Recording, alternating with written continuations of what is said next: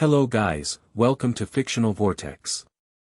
So in this video, we will see what if Naruto was the S-class mage who mastered Lost Magic, Arc of Time, Naruto x Ultear, Fairy Tail. If you enjoy these kinds of stories, don't forget to show us some love by hitting the like button and subscribing to the channel. Your support means the world to us. Now, let's start the story. Chapter 1, The Temporal Shinobi. The bandit never saw it coming. One moment he was charging forward, sword raised high, and the next he was frozen mid-step, his body enveloped in a soft golden glow. "You know," Naruto said, stepping casually around the time-locked thug, "I gave you guys plenty of chances to walk away." The remaining bandits backed up, eyes wide with fear as they stared at their immobilized comrade. The forest clearing had gone eerily quiet except for the sound of Naruto's sandals crunching on fallen leaves. "He's the one," a bearded bandit whispered. "The temporal shinobi." Naruto grinned, the whisker marks on his face crinkling with the motion. At 22, he'd filled out his lanky teenage frame, standing tall in a modified outfit that blended his old orange and black with new elements he'd adopted in Earthland. A silver guild-like emblem, a spiral with clock hands, adorned his shoulder, though he belonged to no official guild. "Glad my reputation precedes me," Naruto said, cracking his knuckles. "Now, about that stolen cargo." "Get him," the leader shouted, and 5 bandits rushed forward at once. Naruto's hands moved in a blur of motion, not quite the hand signs of his old world, but something adapted to channel his unique blend of chakra and ether nano. Arc of Time, flash forward. 3 of the bandits suddenly aged forward 30 seconds, their bodies showing the exact wounds and positions they would have ended up in after fighting him. They collapsed, already defeated by a battle they hadn't even experienced. The remaining 2 skidded to a halt, but Naruto was already moving. He channeled chakra to his feet, closing the distance with speed that shocked them. A familiar sensation of energy swirled in his palm, not quite the Rasengan of his home world, but something that now incorporated his temporal magic. Spiral time impact. The swirling orb connected with the ground between the bandits, and the earth beneath them aged rapidly, cracking, shifting, and finally erupting in a controlled explosion that sent them flying. They landed hard and stayed down. The bandit leader pulled a magic gun, firing rapid bursts of energy. Naruto smirked and held out his hand. Restoration. The magical bullets reversed their trajectory, the time of their flight rewinding until they re-entered the barrel of the gun, causing it to backfire spectacularly. The leader dropped the smoking weapon with a yelp of pain. "Impossible," he gasped. "Nobody can reverse magic projectiles like that." "Yeah, well," Naruto shrugged, "I'm not exactly from around here." 5 minutes later, Naruto had the entire bandit crew tied up and the stolen goods recovered. He released his time lock on the first bandit, who fell forward, confused and disoriented to find himself suddenly bound. "How'd you find us anyway?" the leader grumbled as Naruto checked the cargo manifest against the recovered items. "Your time signatures," Naruto replied absently. "Everyone leaves ripples in time as they move through it. Most people can't see them, but..." He tapped his temple with a finger. "Once I got a read on what you guys feel like temporally, tracking you was easy. What are you going to do with us?" Naruto pulled a communication lacrima from his pocket. "Call the Rune Knights, collect my reward, get some ramen. You know, the usual Tuesday stuff." 2 hours later, Naruto sat at his favorite ramen stand in Harjin, slurping his 3rd bowl. The seaside town had become something of a home base over the years, close enough to major job sources but without the politics of places like Magnolia or Era. "Heard you brought in the Silver Peak bandits," the ramen chef said. "Already preparing Naruto's 4th bowl. That's the 3rd job this week." "Gotta keep busy," Naruto replied between bites. Besides, they were targeting merchant guilds. Bad for business, bad for everyone. "Any interesting jobs coming up?" Before Naruto could answer, the communication lacrima in his pocket began to pulse with a soft blue light. He pulled it out, channeling a small amount of energy into the crystal. A face materialized in the magical projection, an elderly man with kind eyes and a worried expression. "Naruto, my boy, I hope I'm not interrupting." "Mayor Grenton," Naruto greeted, recognizing the official from a northern mountain town he'd helped the previous year. "What's up?" "I hate to trouble you, but we're experiencing strange phenomena again. Worse than before." Naruto's expression grew serious. "What kind of phenomena?" "Time distortions. Crops aging and dying overnight. A child wandered into the eastern forest and came back as an old man. The mayor's voice broke. "He died this morning." Naruto set down his chopsticks, all appetite gone. "I'll be there by nightfall." After ending the communication, he paid for his meal and left a generous tip. The chef called after him, "Be careful out there, temporal shinobi." Naruto waved without looking back, his mind already racing. Time distortions of that magnitude weren't natural. Someone was messing with forces they shouldn't be, and he had a sinking feeling he knew why. The journey to Kronos village took less time than it would for most mages. Naruto had developed a technique that allowed him to accelerate his own timeline temporarily, moving faster than the eye could track in short bursts. It drained him considerably, but urgent situations warranted the expense. The mountain village came into view just as twilight settled over the valleys. Naruto immediately sensed something wrong. The air felt thick, like wading through invisible syrup. Time wasn't flowing correctly here. Mayor Grenton met him at the village entrance, relief evident on his tired face. "Thank goodness you've come. How long has this been happening?" Naruto asked, kneeling to place his palm against the ground, feeling the temporal disturbances rippling through the earth. 3 days. Started small, clocks running backward, food spoiling instantly. Then. The mayor gestured toward a house with black mourning cloth draped over the door. "The boy. Michael. He was only 8. Naruto closed his eyes, extending his senses. Having both chakra and an affinity for Arc of Time gave him unique perceptive abilities. The distortions had a pattern, they radiated from the dense forest east of the village. "I need to see where the boy was found," Naruto said, standing. The mayor led him to the edge of the forest where a small search party was gathered. They looked up hopefully at Naruto's arrival. "The temporal shinobi is here. Can you fix this? My crops are aging to dust." Naruto raised his hands. "I'll figure out what's causing this and stop it. For now, nobody enters the forest, understood?" The villagers nodded solemnly. "Where exactly was Michael found?" Naruto asked. A woman stepped forward, eyes red from crying. "I found him by the lightning oak, about 2 miles in. He was ancient. Confused. Calling for his mother." Naruto placed a hand on her shoulder. "I'm sorry for what happened to him. I promise you, whoever's responsible will answer for it." He turned toward the forest, concentrating. With a series of quick movements, he created a protective temporal field around himself, a technique he developed after arriving in Earthland. It wouldn't completely shield him from external time manipulation, but it would buy him time to react if someone tried to age him forward or backward. "I'll be back before morning," he told the mayor.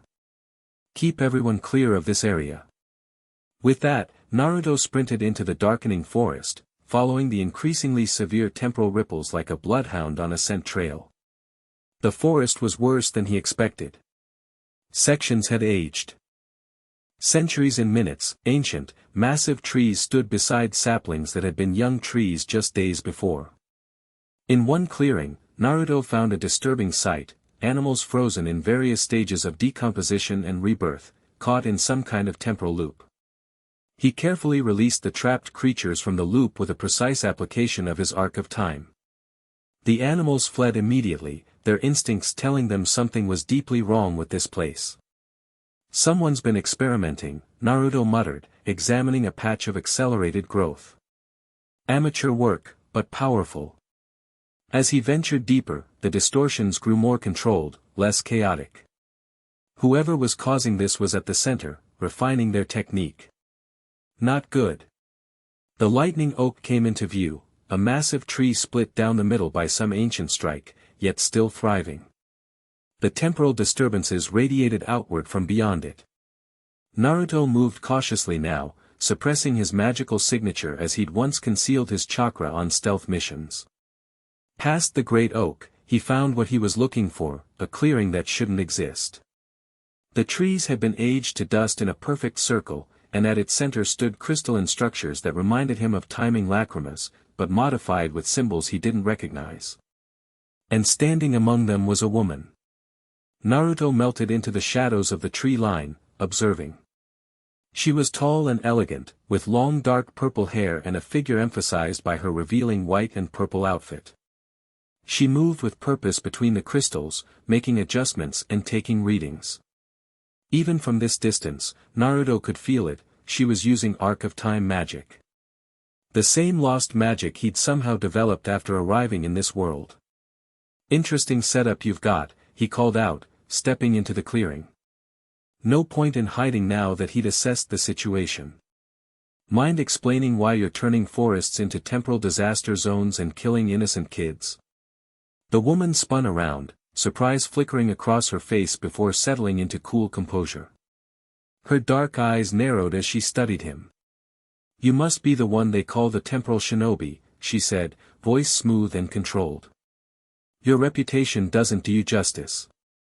And you are.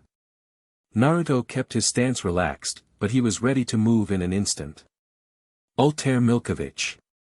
She gave a slight bow that managed to be both elegant and mocking. I've been looking forward to meeting another Arc of Time user. We're quite rare, you know.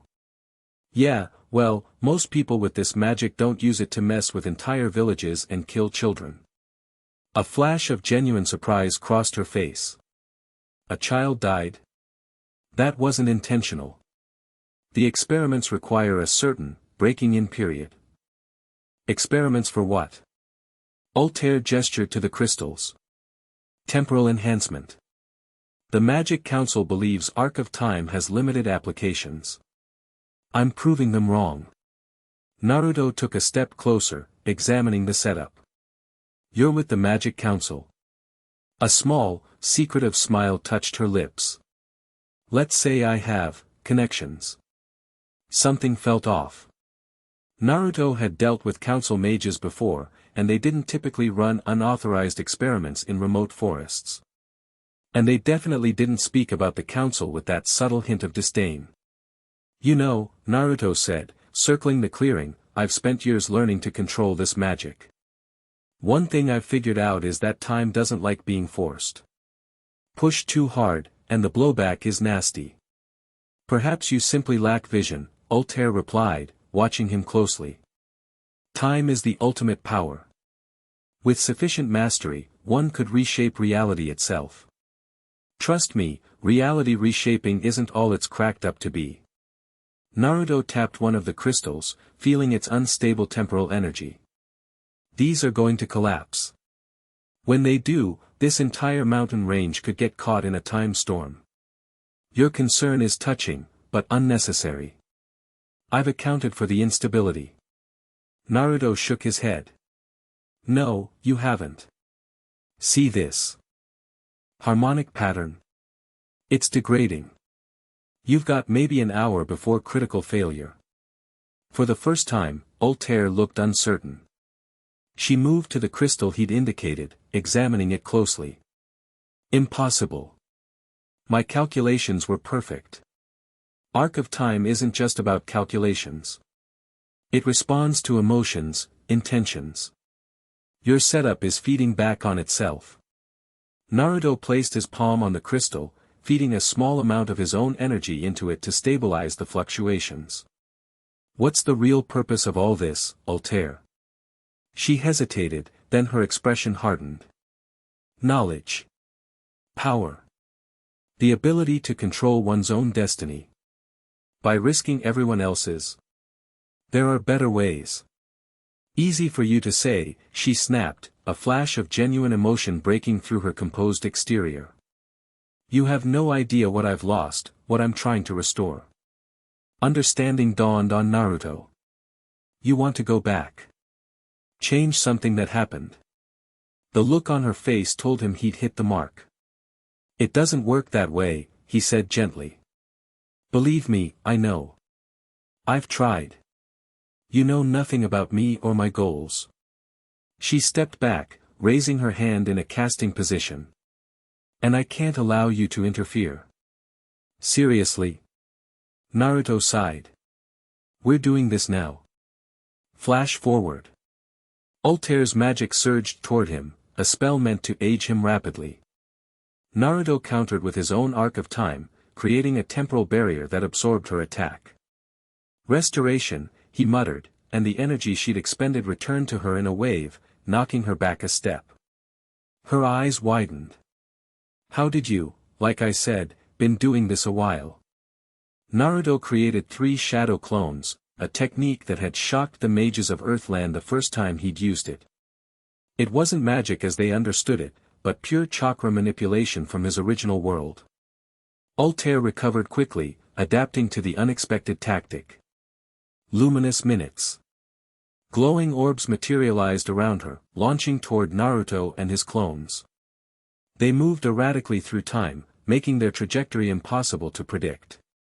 2 clones poofed out of existence upon impact, but Naruto and the remaining clone weaved through the assault. The clone engaged Ultear directly while Naruto focused on the crystals, which were now pulsing dangerously. Your setup is collapsing, he shouted over his shoulder. We need to shut it down now, or we're both in trouble. Stay away from my work. Ultear snarled, dispatching the clone with a brutal time acceleration that aged it to dispersion. The crystals began to emit a high-pitched whine, light pulsing from within. Temporal energy leaked out in visible waves, distorting the air. Last chance, Naruto warned. Help me stabilize this, or I dismantle it my way. Ultear hesitated, conflicted. Whatever her goals, she clearly hadn't intended for the experiment to fail so catastrophically. The decision was made for her when the central crystal fractured, releasing a shock wave of temporal energy that knocked them both off their feet. The clearing warped around them, trees aging, de-aging, and splintering in seconds. Damn it, Naruto growled, pushing himself up. He created a dozen shadow clones that surrounded the failing array. Everyone, temporal containment seal. The clones moved in perfect synchronization, channeling energy in a pattern Ultear didn't recognize, not pure magic, but something that combined magical theory with techniques from another system entirely. A glowing network of symbols expanded from their hands, forming a dome over the crystals. Ultear watched, fascinated despite the danger. That's not Arc of Time. Not exactly, Naruto grunted, straining to maintain the containment. Little busy right now though. The crystal array was fully destabilizing, temporal energy lashing out against the containment seal. Naruto's clones began to pop out of existence as the backlash overwhelmed them. It's not going to hold, he called to Ultear. I need your help. She hesitated only a moment before stepping forward. What do you need me to do? Channel your Arc of Time into a restoration pattern. Force the array back to its stable state from 10 minutes ago. I'll handle containment. Ultear nodded and began casting. Her magic flowed differently than his, more rigid, academically perfect, but lacking the intuitive adaptability he'd developed. Still, her power was impressive. Together, they fought against the temporal cascade, Naruto's containment field holding back the worst effects while Ultear's precision magic worked to revert the crystals to stability. Sweat beaded on Naruto's brow. Almost there. One final push. They channeled everything they had into one synchronized effort. The crystal array flared blindingly bright, then settled into a gentle, stable pulse. The time distortions in the clearing gradually normalized. Naruto dropped to one knee, breathing heavily. Creating and maintaining that many shadow clones while channeling Arc of Time had drained him significantly. Ultear remained standing, though her breathing was labored. She studied him with newfound respect and curiosity. "Your magic, it's unlike anything I've seen," she said. "You combine Arc of Time with something else entirely." Naruto stood, keeping a wary eye on her. "Yeah, well, I'm a bit of a special case. Clearly." She gestured to the stabilized array. "You were right about the harmonic degradation. I miscalculated." "Easy mistake to make," Naruto said with surprising gentleness. "Time magic is unpredictable. That's why messing with it on this scale is dangerous." Ultear's expression clouded. "Some risks are worth taking. Not when they hurt innocent people." Naruto stepped closer to the array. "I'm going to dismantle this. Whatever you're trying to accomplish, find a safer way." Her posture tensed. "I can't allow that. We just avoided a temporal disaster that could have wiped out half the mountain. A kid is dead, Ultear. How many more lives is your experiment worth?" Something flickered in her eyes, regret, perhaps, or doubt. But it was quickly replaced by determination. "More than you could understand." She raised her hand again, magic gathering. "I won't kill you, I respect your skill too much. But I will stop you." Naruto sighed. "No, you won't." He vanished in a burst of speed that even her time-enhanced perception struggled to track. Before she could complete her spell, he was behind her, a swirling orb of energy in his palm, not quite touching her back, but close enough that she could feel its power. "That's not Arc of Time," she whispered, frozen in place. "Nope. Where I come from, we call it Rasengan. Here's the deal, you leave now, take your research notes, but the hardware stays with me. I dismantle it safely. Or I use this, and you spend the next week in a hospital bed." Ultear laughed softly. "You're bluffing. I can sense your magic, you protect, you don't destroy." "This isn't magic," Naruto replied quietly. "And you have no idea what I've done or what I'm capable of." Something in his tone convinced her. She lowered her hand slowly. "This isn't over," she said, stepping away from him. "Our paths will cross again, temporal shinobi." Looking forward to it, Naruto replied with unexpected sincerity. "Next time, maybe skip the part where we try to kill each other." A ghost of a smile touched her lips. "Perhaps." She retrieved a small notebook from beside the array. "Until we meet again." With surprising grace, she cast a self-targeted time spell that accelerated her movement, vanishing into the forest before Naruto could respond.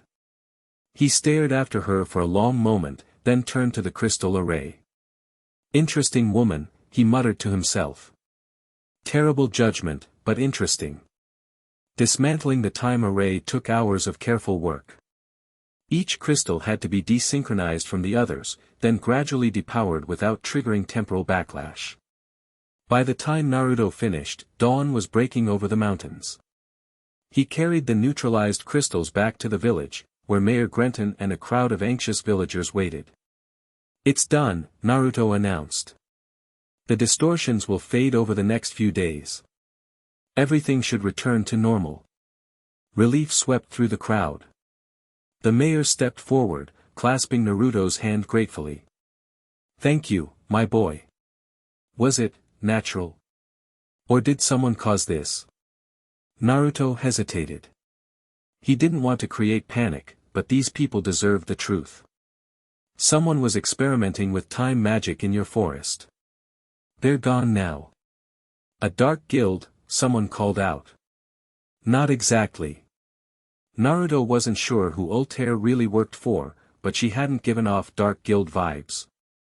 Something more complicated was at play. Just a misguided researcher. "I don't think they'll be back, but I'll place warning sensors around the perimeter just in case." As the villagers dispersed, relieved but subdued, Naruto found himself drawn to the house with the mourning cloth. He knocked softly on the door, which was opened by the woman who had found Michael. "You're his mother," Naruto said quietly. She nodded, eyes hollow with grief. I'm sorry I couldn't get here sooner. He reached into his pocket and pulled out a small crystal, one he'd modified from the array. This can't bring him back, but... He channeled a small amount of energy into the crystal, which projected a three-dimensional image of a smiling, laughing boy, constructed from the temporal echoes Naruto had collected from the site where Michael had been affected. The woman's hand flew to her mouth, tears spilling down her cheeks. Time magic leaves impressions, Naruto explained gently. I gathered what I could find of Michael's timeline. It's not much, but the crystal will display different memories when you channel feeling into it. She took the crystal with trembling hands. Thank you, she whispered. This means everything. Naruto nodded and turned to go. Was it worth it? She asked suddenly. Whatever they were doing out there, was it worth my son's life? Naruto looked back at her, his blue eyes solemn. No. And I promise you, they'll understand that before this is over. 3 days later, Naruto sat on a rocky outcropping overlooking the sea near Harjin, watching the sunset. The mission had left him unsettled. Ultear Milkovich was powerful, intelligent, and driven by something deeply personal. A dangerous combination. Yet there had been something in her eyes when she realized a child had died, genuine shock, perhaps even remorse. She wasn't a monster, just someone willing to go to extreme lengths for her goals. He sensed a presence behind him and smiled slightly without turning. Took you longer to find me than I expected. Ultear stepped up beside him, her expression unreadable. You're not an easy man to track, temporal shinobi. Naruto, he said. My name is Naruto Uzumaki. Naruto, she repeated, testing the unfamiliar name. Not a common name in Fiori. I'm not from Fiori. He glanced at her. Or this world, for that matter. Surprise registered on her face, quickly replaced by calculation. That explains certain anomalies in your magic. Why are you here, Ultear? Coming to finish our fight? She sat down beside him, surprising him with the casual gesture. No. I came to understand. Understand what? You. She gazed out at the ocean. Your crystal gift to Michael's mother. Word travels, even from remote villages. Naruto shrugged. It was the right thing to do. Most mages wouldn't have thought of it, let alone been able to execute it. She studied him. You have a unique perspective on time. Not as a force to be controlled, but as something, alive. Connected to people. Because it is. Naruto picked up a stone and skipped it across the water. Time isn't just some cosmic force. It's personal. Intimate. Your timeline is uniquely yours, shaped by your choices, experiences, connections. Is that how you see it? Genuine curiosity colored her voice. It's how I've experienced it. He turned to face her fully. What are you really trying to accomplish, Ultear? What's worth risking so much? For a long moment, he thought she wouldn't answer. Then, quietly, have you ever lost something so precious that you'd do anything to get it back? The question hit closer to home than she could know. Naruto thought of his world, his friends, everything he'd left behind when he was thrown into Earthland. Yeah, he admitted. I have. Then you understand. Understanding doesn't mean I agree with your methods. Ultear stood abruptly. I didn't come for your approval. I came because you're a puzzle, Naruto Uzumaki. A time mage unlike any other. And you want to figure me out. Knowledge is power. She smiled enigmatically. Besides, our magic is connected. There are so few Arc of Time users in this world.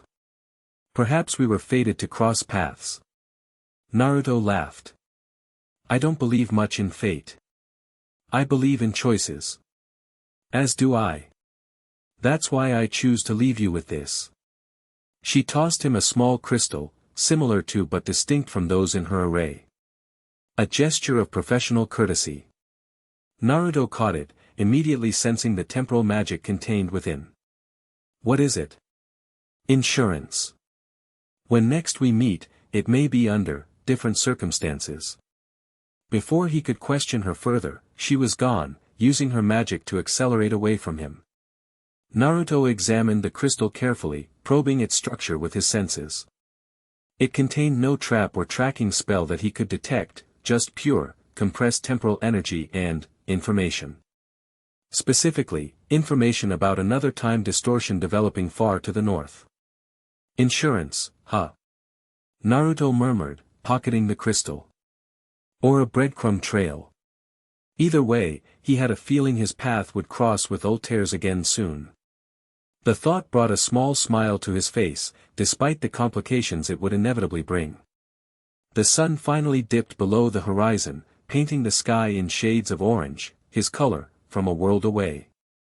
Naruto stood, stretching, and began the walk back to town. Tomorrow would bring new challenges, new missions, and perhaps another step closer to understanding his place in this world. And maybe, just maybe, a step closer to understanding the mysterious time mage whose path had collided with his own. Chapter 2, Converging Paths. The small crystal pulsed with a soft blue glow in Naruto's palm as he studied it for the 5th time that morning. 2 weeks had passed since his encounter with Ultear, and he still hadn't decided if her gift was a trap or a genuine lead. Screw it, he muttered, pocketing the crystal and draining the last of his tea. The seaside cafe in Harjan had become his unofficial office, where job requests often found him between missions. The waitress, Mira, slid another cup toward him. You've been staring at that rock for days now. Must be some special rock. Just trying to figure out if someone's playing me or helping me, Naruto replied with a grin. Ooh, mysterious. Mira leaned in conspiratorially. A woman, right? Always is with that face you're making. Naruto choked on his fresh tea. What? No. It's just, save it for someone who hasn't served you breakfast for 3 years, she laughed, patting his shoulder. Just be careful. The mysterious ones are always trouble. As she walked away, Naruto sighed and looked out at the harbor. Trouble was right. The crystal contained coordinates and temporal readings for what appeared to be another time distortion, this one located near the northern border of Fiori, in a remote mountain region known for ancient ruins and historical sites. What bothered him wasn't the lead itself, but why Ultear would share it. Their brief encounter had left him with more questions than answers about the enigmatic time mage. Who did she really work for? What was she trying to restore with her dangerous experiments? And why couldn't he stop thinking about her? Focus, Uzumaki, he muttered to himself. The distortion readings in the crystal were growing stronger by the day. Whatever was happening up north needed investigation, regardless of the source of the tip.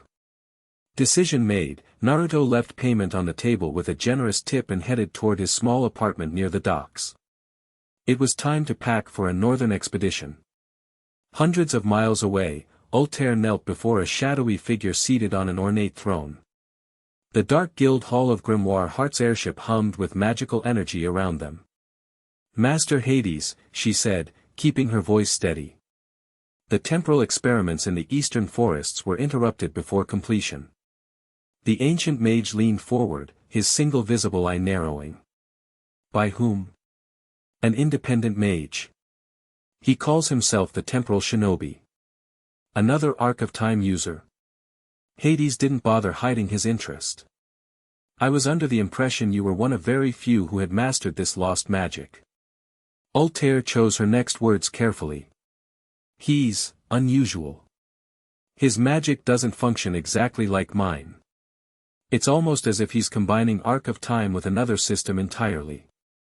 Fascinating. And you believe he could be useful to our goals? Potentially. She kept her face impassive. He's powerful, but idealistic. Soft. He was more concerned with a child who died in the temporal backlash than with the knowledge we could gain. Hades stroked his beard thoughtfully. Idealists can be guided, if approached correctly. Their moral flexibility increases dramatically when what they love is threatened. Something uncomfortable twisted in Ultear's chest at his words, but she maintained her composure. I've taken the liberty of directing him toward the northern Chronos ruins. If my theory is correct, they contain artifacts that could significantly advance our understanding of temporal manipulation. And you believe he'll serve as our unwitting explorer? Triggering any protective measures while you observe from a safe distance. Hades chuckled. Clever, my dear. I serve Grimoire Heart's interests, Ultear replied automatically. See that you do. Hades waved his hand in dismissal. Report back once you've acquired anything of value from the ruins. And Ultear? His voice dropped to a dangerous rumble. If this temporal shinobi proves too troublesome, eliminate him. We cannot afford interference at this stage. Ultear bowed deeper, hiding her expression. Understood, master. As she left the throne room, Ultear allowed herself a moment of rare uncertainty. The temporal shinobi, Naruto, had surprised her. Not just with his power, but with his approach to Arc of Time. Where she saw a tool for reshaping reality to her will, he treated it almost as a living thing to be respected, understood. And that comment about coming from another world, if true, it opened possibilities she hadn't considered. She touched the communication lacrima at her belt, considering. Sending him to the ruins served Grimoire Heart's purpose, but it also served her own personal goals. The ancient text spoke of artifacts there that could potentially amplify temporal magic beyond normal limitations.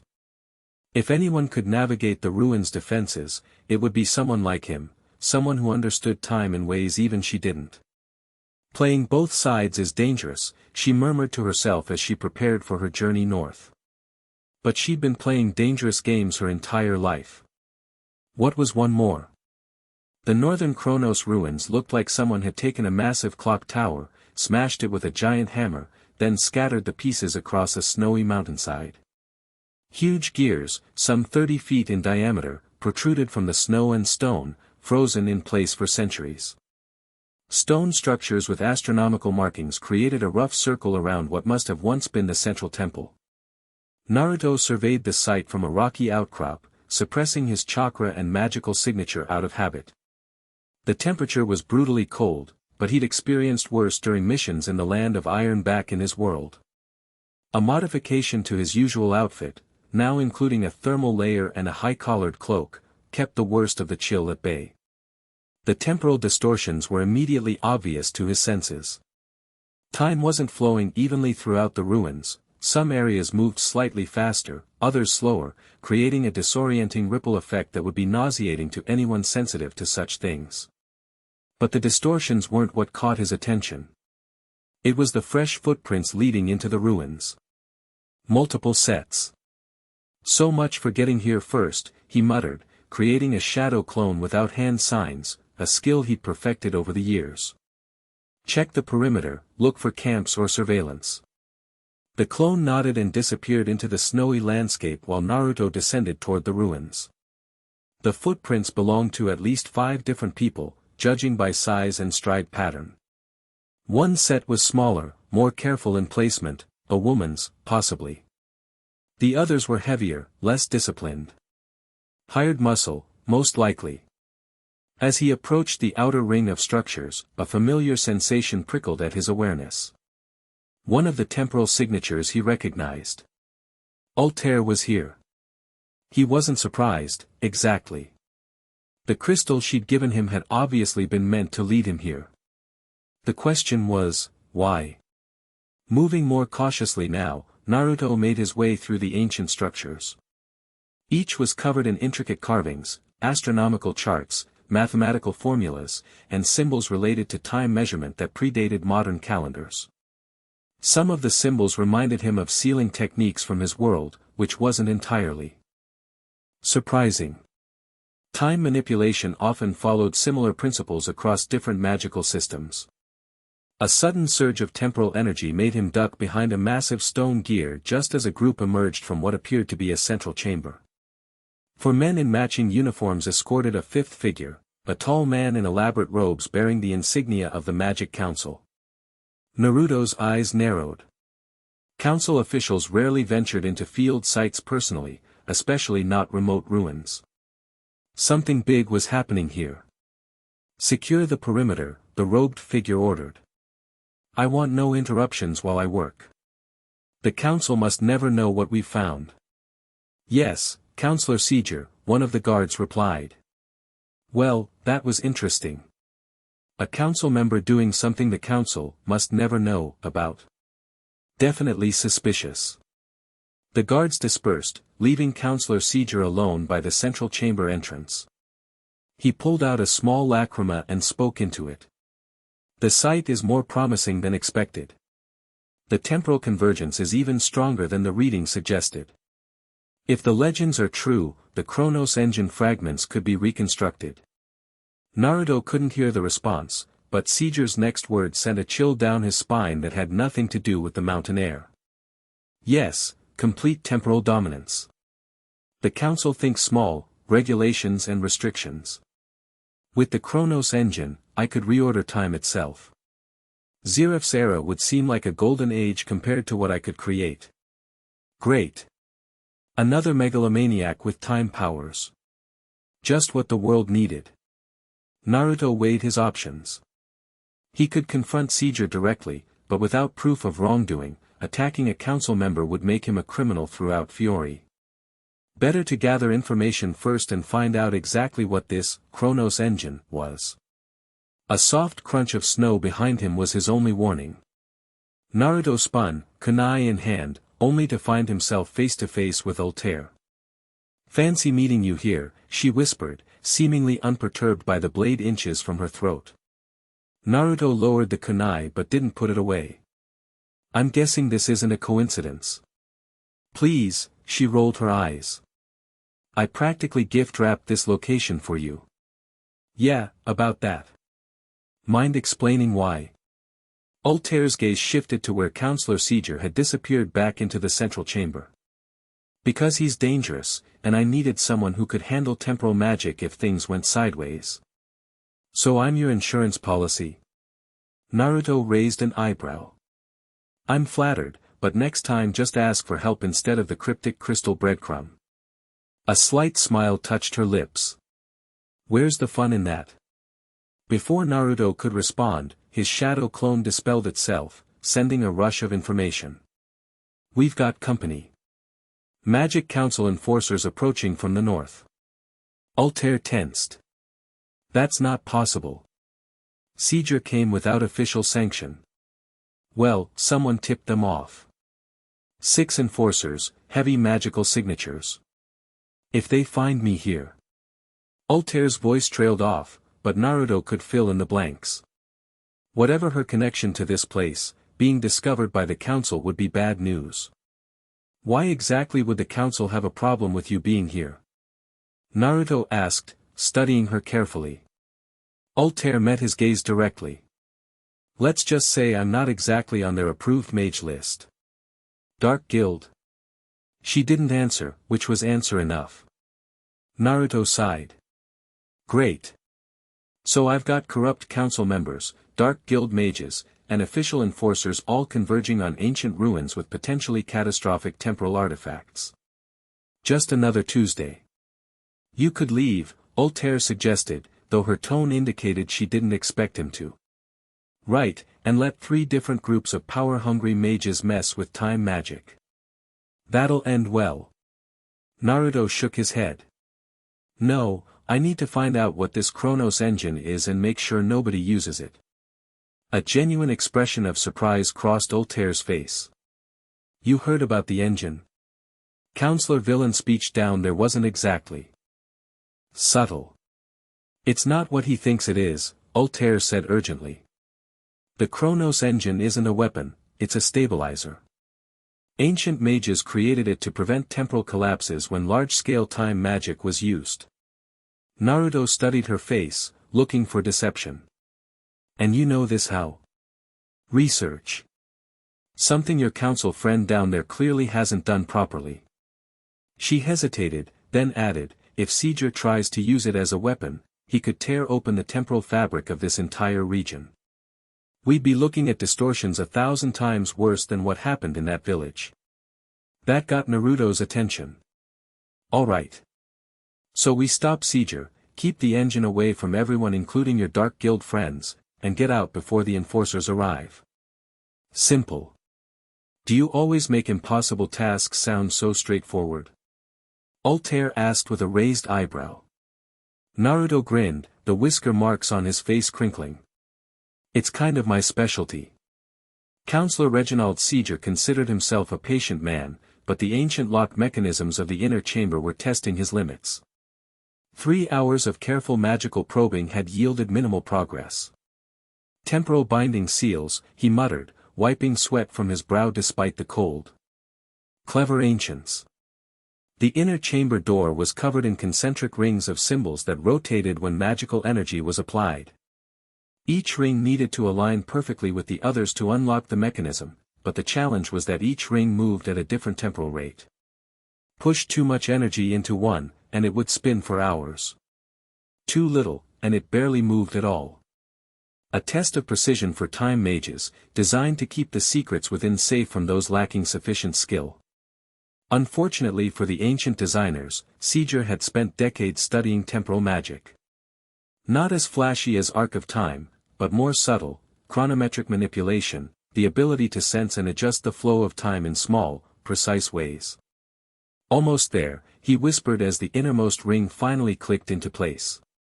Only 2 more to go. The faint sound of footsteps outside the chamber didn't immediately register through his concentration. When it did, he straightened with a frown. Report, he called, expecting one of his guards. No response came. Annoyed at the interruption, Seizure turned toward the entrance, gathering magical energy as a precaution. I said report. The entrance remained empty, silent. He was about to return to his work when a strange sensation prickled at the edge of his awareness, a disruption in the temporal flow of the chamber, subtle but distinct. Someone else with time magic was nearby. Who's there? He demanded, fully alert now. Show yourself. A voice answered from directly behind him, causing him to spin in shock. You know, for someone messing with ancient temporal artifacts, you're not very aware of your surroundings. A young man with blonde hair and curious whisker-like marks on his face stood casually beside the lock mechanism, examining it with interest. He wore an orange and black outfit partially covered by a travel cloak, and his posture suggested complete comfort despite having somehow appeared in a sealed chamber. Who are you? Seizure demanded. How did you get in here? Naruto Uzumaki. Some call me the temporal shinobi. He shrugged. As for how I got in, you were so focused on the front door, you didn't notice the temporal pocket in the ceiling. Classic misdirection. Seizure's eyes narrowed. The temporal shinobi. I've heard rumors. An independent mage with unusual abilities. His gaze sharpened. What business do you have interfering with council matters? See, that's the interesting part, Naruto replied, leaning against a stone column. According to my sources, the council doesn't actually know you're here. Which makes me wonder what exactly you're up to, Counselor Seizure. A flicker of alarm crossed Seizure's face before he composed himself. Your sources are mistaken. This is an official investigation into temporal anomalies. Right. And I'm sure you're plan to reorder time itself and create an era that makes Zeref look tame is all council approved too. Seizure's expression hardened. You've been eavesdropping. A dangerous habit.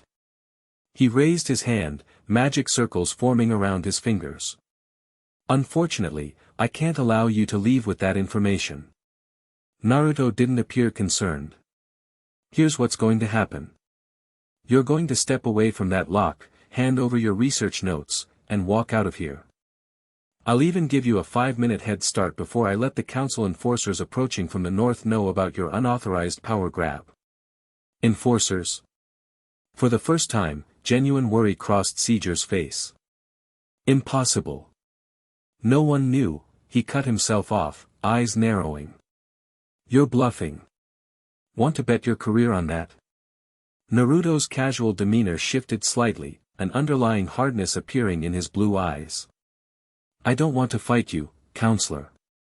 But I will if I have to. Caesar laughed, a cold sound that echoed in the stone chamber. You have no idea what you're interfering with, boy. The Chronos engine is the key to absolute temporal dominance. With it, I could rewrite history itself. Yeah, that's not how it works, Naruto replied. The engine is a stabilizer, not a weapon. Try to use it your way, and you'll tear apart the temporal fabric of this region. Thousands could die. Caesar's eyes widened slightly. You know about the engine? How? Let's just say I've got better sources than you. Naruto pushed away from the column, taking a step forward. Last chance to walk away. Instead of responding, Caesar attacked. Chronometric acceleration. The air between them distorted as he manipulated the temporal flow, attempting to age Naruto rapidly. It was a devastating attack that could turn a young man to dust in seconds, if it had connected. Naruto vanished, reappearing behind Caesar in a flash of speed. Not bad. But I've dealt with time manipulation before. Caesar spun, casting another spell. Temporal binding. Glowing chains of magical energy materialized, attempting to lock Naruto in his current temporal state, a spell that would effectively freeze him in time if successful. But Naruto countered with his own magic, the chains dissolving as they hit his temporal field. Arc of time, restoration, he murmured, and the magical energy Caesar had expended returned to its original state, dissipating harmlessly. Caesar's eyes widened. You're an Arc of Time user. Impossible. That's lost magic. I'm full of surprises, Naruto replied, forming a familiar hand sign. Shadow Clone Jutsu. 3 perfect copies of Naruto appeared in puffs of smoke, surrounding Caesar. The counselor staggered back in shock. That's not time magic. What are you? Someone who's really tired of power-hungry guys messing with forces they don't understand, all 4 Narutos answered in unison. Caesar's response was to lash out with increasingly desperate attacks, flinging temporal spells in all directions. The chamber shuddered as wayward magic struck the ancient walls, disturbing the delicate temporal balance of the ruins. You fool, a new voice called from the entrance. You'll bring the whole place down. Ultear stood in the doorway, her expression furious as she assessed the destabilizing magic. Caesar's eyes widened in recognition. Ultear Milkovich. The council has a standing warrant for your arrest. So this is who your better source is? He turned accusingly to Naruto. You're working with a dark guild mage. Actually, we just met, Naruto replied, dodging another spell. And right now, she seems to be the only one besides me who understands how dangerous what you're doing is. The chamber rumbled ominously, dust falling from the ceiling. The lock mechanism on the inner door began spinning wildly, the temporal distortions affecting its delicate balance. We need to stabilize the chamber, Ultear called to Naruto. The foundations exist in multiple time states. If they desynchronize completely, the collapse will create a temporal implosion. Naruto nodded, understanding immediately. His shadow clones moved to 3 points around the chamber while he faced Caesar directly. It's over, he said firmly. Your magic is destabilizing the ruins. Help us fix this, or we all get caught in a temporal disaster. For a moment, it seemed Caesar might see reason. Then his expression twisted with desperate ambition. I'm so close. The engine is right through that door. He turned and channeled a massive surge of magical energy into the lock mechanism. Chronometric overload. The results were catastrophic. The delicate lock shattered under the magical pressure, the concentric rings shattering and flying outward like shrapnel. The inner door cracked down the middle and slowly began to open, but at the same time, the temporal stability of the entire chamber collapsed. Everyone out. Naruto shouted as the floor began to fracture, sections aging hundreds of years in seconds while others reversed to their original quarried state. His shadow clones grabbed Ultear and Mage, forcibly dragging them toward the exit as the chamber began to implode. They burst into the outer ruins just as the central chamber collapsed with a thunderous roar, sending a shockwave of temporal energy across the site. Naruto created a protective field around them using Arc of Time, shielding them from the worst effects.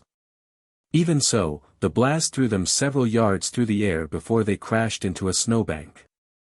When the dust settled, the central chamber was gone, collapsed into a crater of temporally distorted stone and metal. Fragments of what must have been the inner chamber's contents lay scattered across the snow, glittering with residual magical energy. The engine! Mage cried, struggling to his feet and stumbling toward the crater. It's been destroyed. Not destroyed, Ultear said, brushing snow from her clothes as she stood. Fragmented. The pieces still contain temporal energy. She was right. Naruto could sense it, each fragment pulsed with concentrated temporal magic, like batteries waiting to be used. In some ways, this was worse than if the engine had remained intact and secured. We need to gather the pieces before, he began, but was cut off by a new arrival. Counselor Mage. A squad of Magic Council enforcers crested the ridge, led by a stern-looking woman in captain's insignia. By order of the council, you are under arrest for unauthorized excavation of restricted magical artifacts and suspected conspiracy to commit temporal manipulation. Mage's face drained of color. Captain Lahar. This is a misunderstanding. I was investigating reports of Dark Guild activity. His excuse died as he noticed the enforcer's gazes shifting to Ultear, recognition and alarm spreading across their faces. Ultear Milkovich of Grimoire Heart, the captain shouted. All units, priority target identified. Contain and capture. Time to go, Naruto muttered, grabbing Ultear's arm.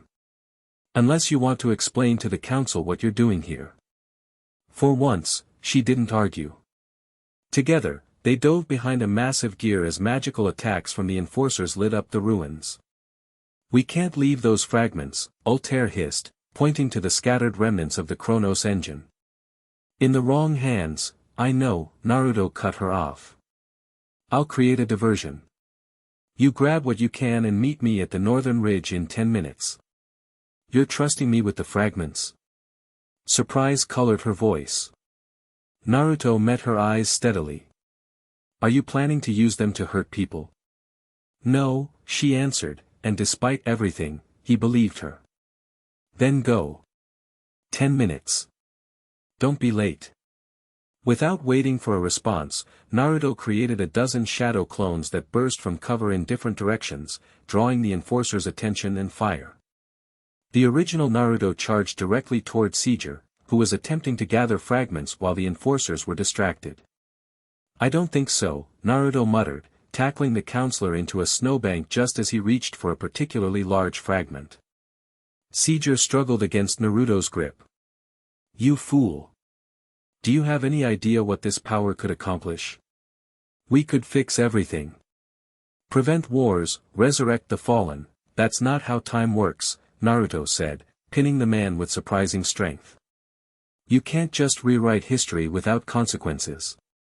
Every change creates ripples, distortions. The bigger the change, the worse the backlash. What would you know? Mage spat.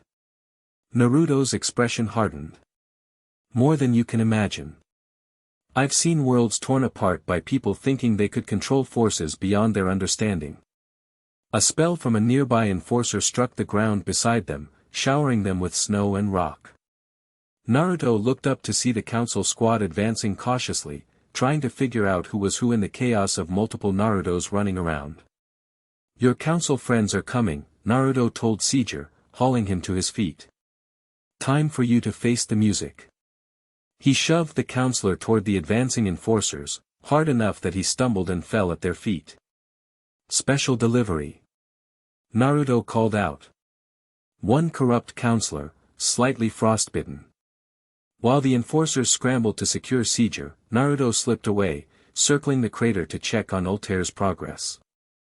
She was moving efficiently, gathering fragments and storing them in a dimensional pocket, a useful magic for transportation that reminded Naruto of sealing scrolls from his world.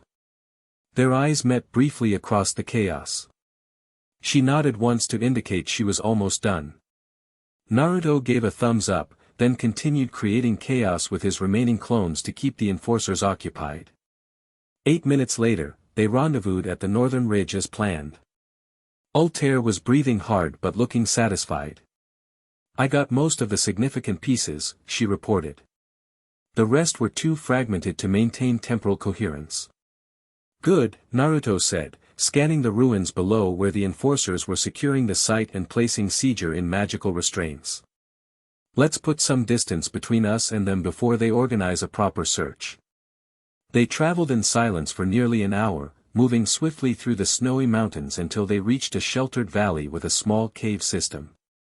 Only when they were safely inside, with a small fire casting warm light against the stone walls, did Ultear speak again. "Why did you help me?" she asked directly. "You know I'm with Grimoire Heart. The council considers us one of the 3 most dangerous dark guilds in existence." Naruto poked at the fire with a stick, considering his answer. "Because right now, you're not the biggest threat to innocent people. Those fragments are. And you trust me with them?" "I didn't say that," he replied with a slight smile. "But I'm betting you understand their true purpose better than Seizure did. And you're not stupid enough to try using them as a weapon." Ultear's expression was unreadable in the firelight. "How can you be so sure?" "Because I watched your face when we talked about the kid who died from your experiment. Whatever your goals are, mass destruction isn't one of them." She looked away, something vulnerable flickering across her features before her composed mask returned. "The fragments need to be studied," she said after a moment. "Properly understood, they could revolutionize our understanding of temporal magic. Or they could tear holes in reality if misused," Naruto countered. "Why is Grimoire Heart so interested in time magic anyway? What's the endgame here?" Ultear hesitated, clearly calculating how much to reveal. "My guild seeks the awakening of Zeref, the Black Wizard. We believe he holds the key to remaking this world into something better." Naruto raised an eyebrow. "By better, you mean a world without the corruption, hypocrisy, and suffering this one contains." Her voice had taken on an almost rehearsed quality, like she was reciting a mantra she'd been taught. "And you believe that?" The question seemed to catch her off guard. Because it sounds like standard Dark Guild recruitment talk to me," Naruto said gently. "Promise a better world to justify whatever means necessary to get there."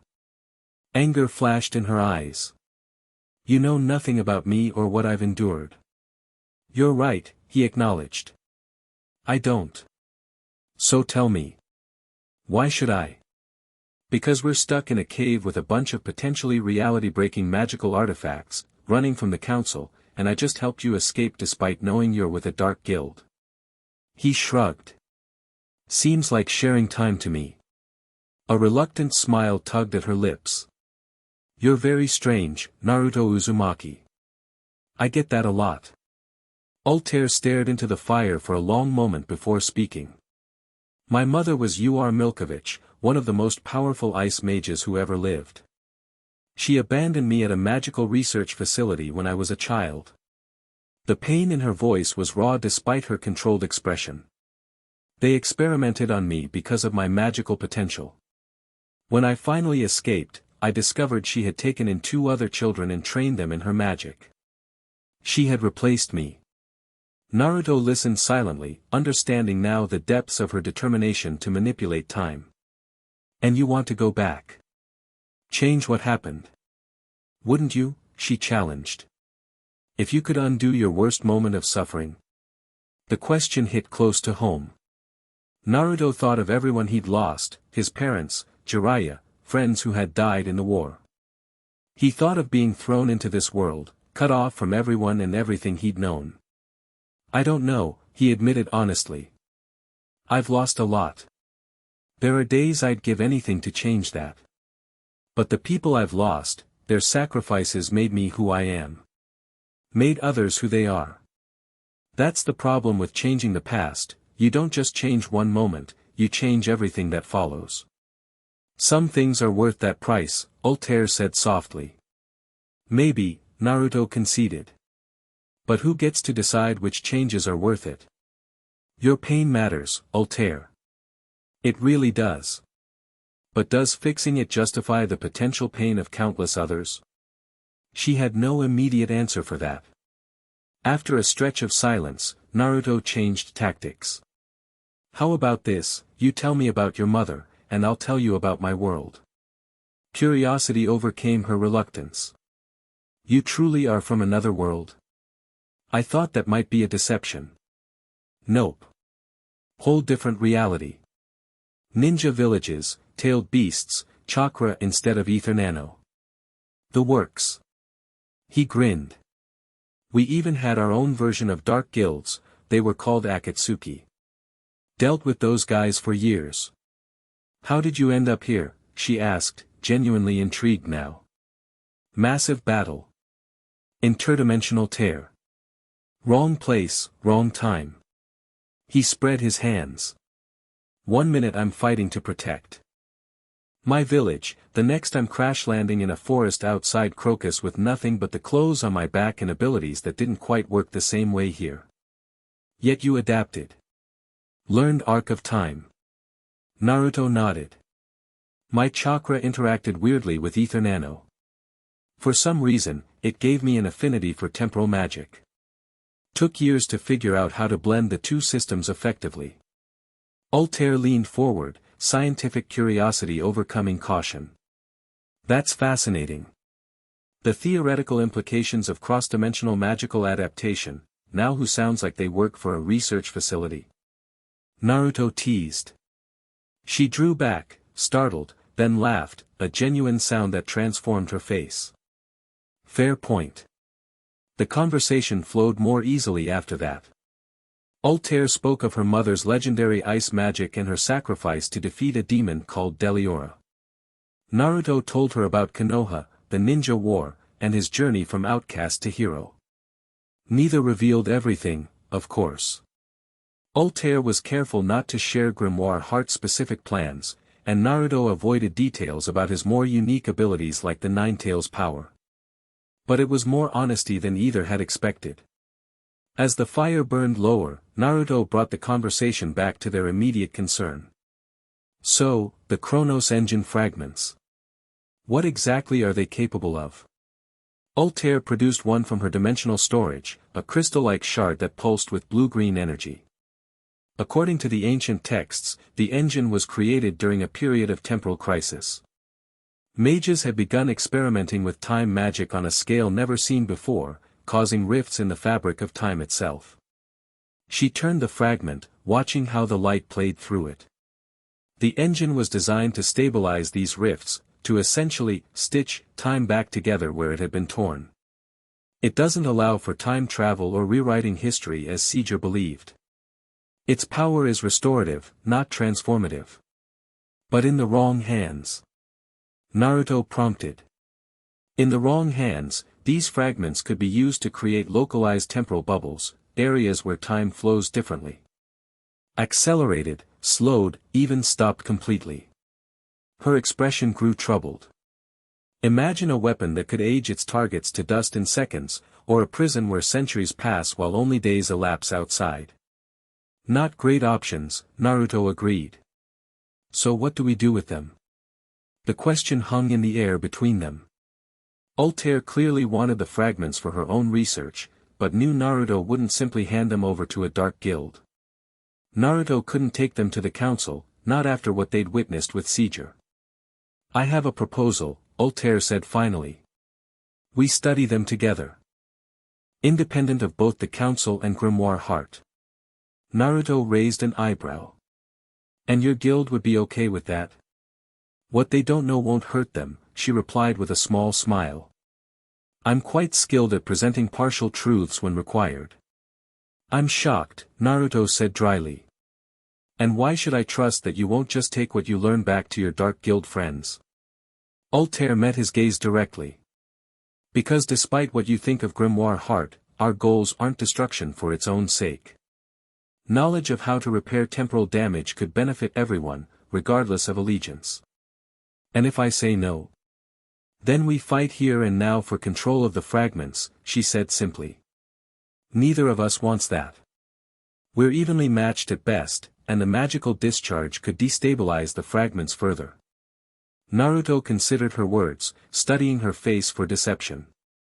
There was calculation there, certainly, but also something else, a genuine scientific curiosity and, perhaps, a desire to work with another time mage who might truly understand her abilities. All right, he said finally. Conditional cooperation. We study the fragments together, neutral ground. If I sense you're planning something harmful, deal's off. Agreed. Ultear extended her hand, which Naruto shook after only a moment's hesitation. Where do we begin? Not here, Naruto said, glancing toward the cave entrance where snow had begun to fall heavily. Council will have search parties out once the weather clears. We need somewhere secure, isolated, and equipped for magical research. Ultear considered this. I know a place. An abandoned research facility on the coast, south of Selim.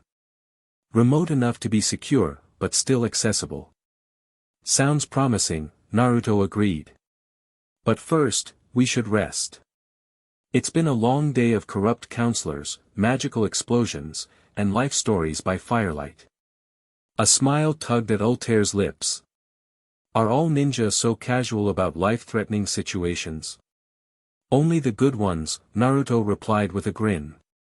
First rule of survival, when you get a chance to rest, take it. You never know when the next crisis will hit. As if on cue, a tremendous roar echoed from outside the cave, shaking loose small stones from the ceiling. Naruto sighed dramatically. See what I mean? They moved to the cave entrance together, peering out into the snowy landscape. What they saw made even Ultear's composed expression falter. A massive creature was making its way up the valley, easily 20 feet tall, with a body that seemed cobbled together from different time periods.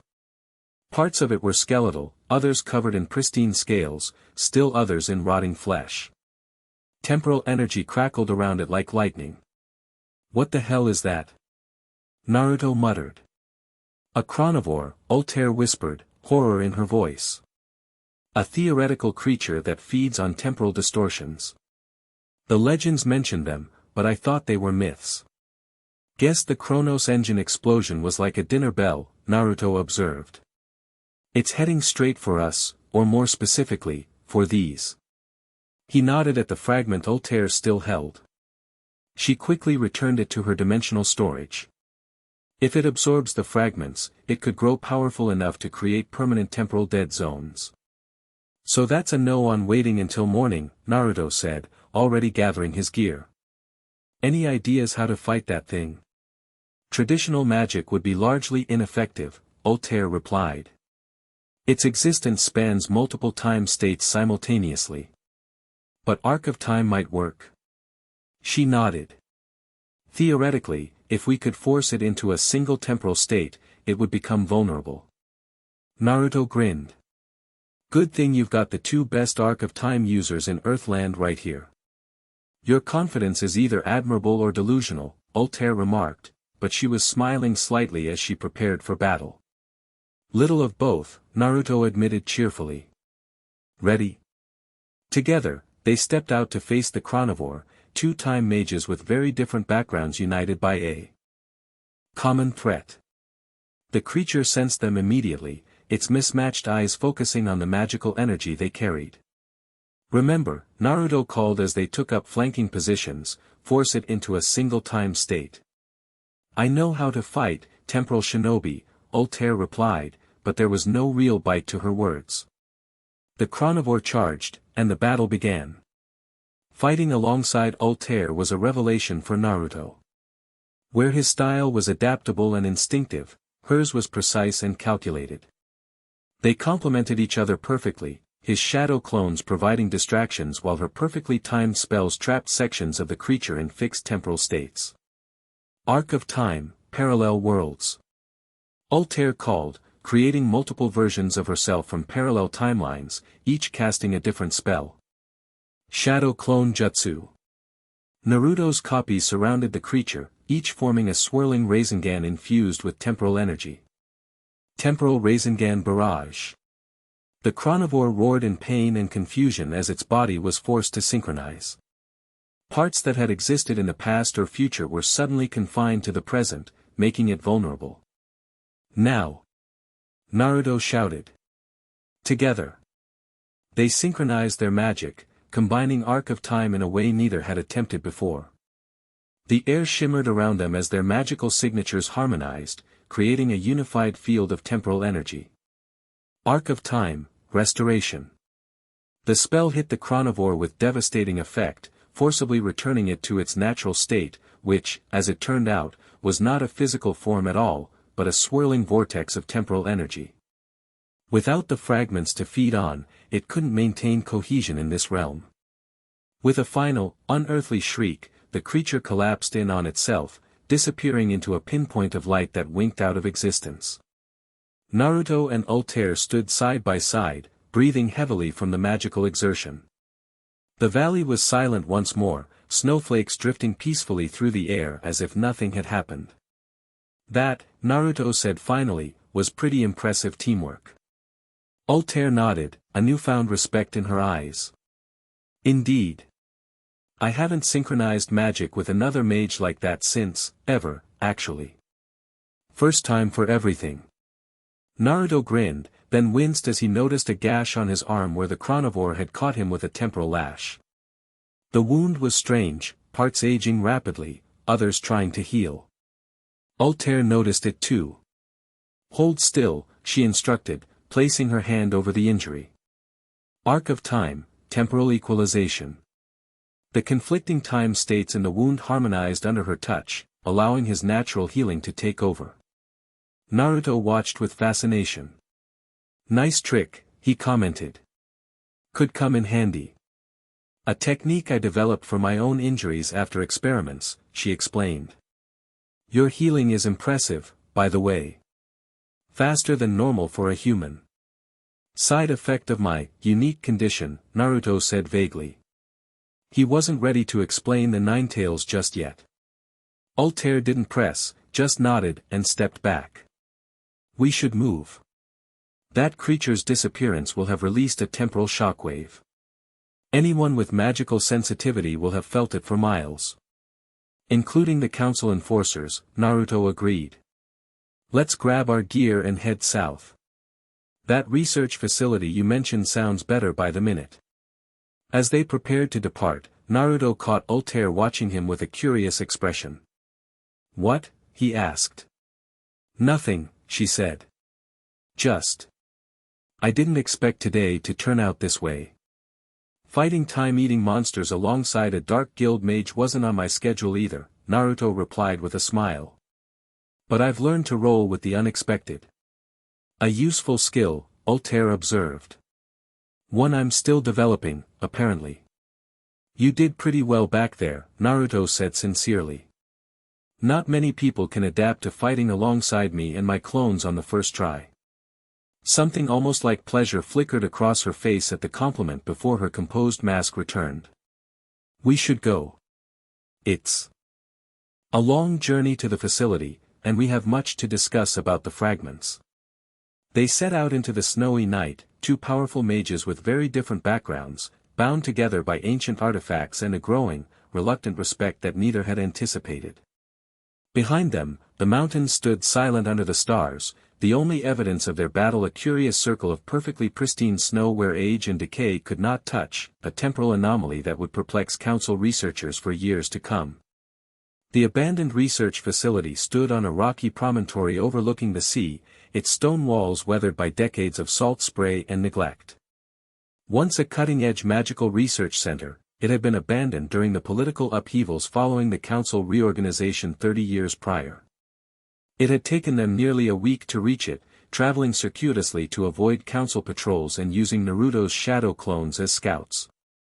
The journey had been strangely comfortable despite their different backgrounds, conversations flowing easily about magic theory, their respective worlds, and the nature of time itself. "Home sweet home," Ultear said dryly as they approached the dilapidated structure. "At least temporarily." Naruto surveyed the facility with a critical eye. Solid construction. Isolated position. Good sight lines for security. Not bad. "I spent some time here as a child," Ultear revealed, her voice carefully neutral. Different facility, same organization. They specialized in magical development research. The personal revelation wasn't lost on Naruto. "The same place that experimented on you?" "A branch location," she confirmed. "But don't worry, they abandoned this site long ago. The equipment should still be functional, though." Naruto followed her through a heavy stone doorway, watching as she navigated the corridors with the familiarity of someone returning to a place they knew intimately. The main laboratory was impressive despite its neglected state, rows of workstations, magical containment units, and analysis equipment that looked advanced even by modern standards. They were ahead of their time, Ultear explained, running her hand along a dust-covered console. "Particularly in the study of lost magic." "Which explains your interest," Naruto noted. "How long do you think we'll need to study the fragments?" Ultear considered this as she began activating the facility's systems. Ancient lacrimas hummed to life, illuminating the space with a soft blue glow. "Difficult to say. The fragments are complex, each contains different aspects of the original engine's functionality. Days, perhaps weeks. And Grimoire Heart won't come looking for you?" A shadow crossed her face.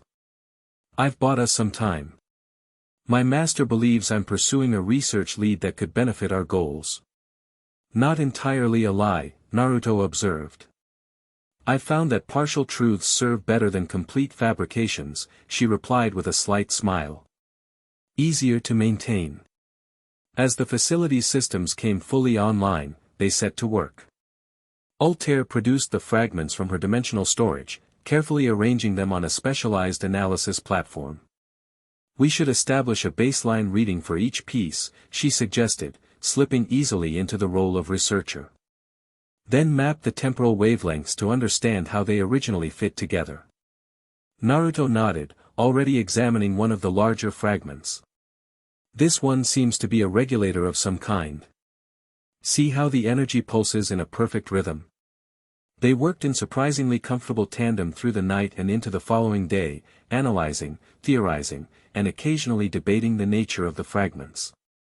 Despite their different approaches, Ultear methodical and academic, Naruto intuitive and experimental, they made significant progress. By the third day, they had categorized all major fragments and begun testing their basic functions. One could accelerate plant growth in a controlled area. Another created a bubble where time slowed to half its normal rate. A third seemed designed specifically to heal temporal fractures, exactly as Ultear had theorized. "It's beautiful," she murmured, watching as the healing fragment sealed a small temporal rift they had created as a test. The ancients understood time as a fabric to be mended, not a force to be controlled.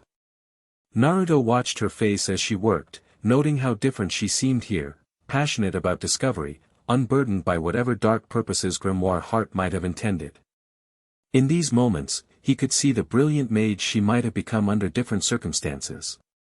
"You know," he said casually as they took a break, sharing a simple meal on the facility's balcony overlooking the sea, "you'd make a hell of a research mage with the council."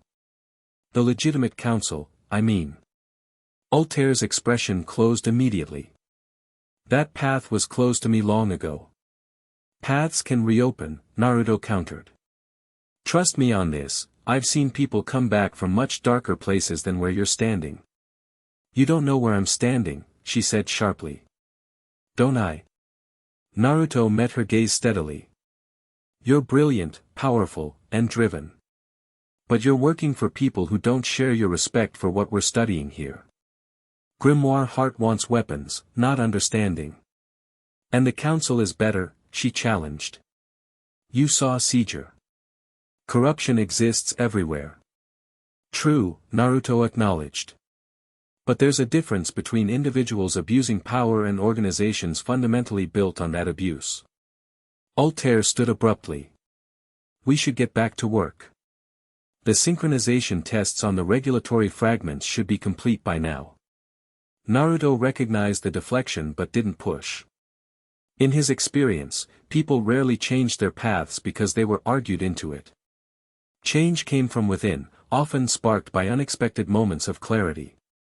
They returned to the laboratory, where indeed the test results awaited them. What they found was troubling. The regulatory fragments are degrading, Ultear noted, examining the readings with a frown.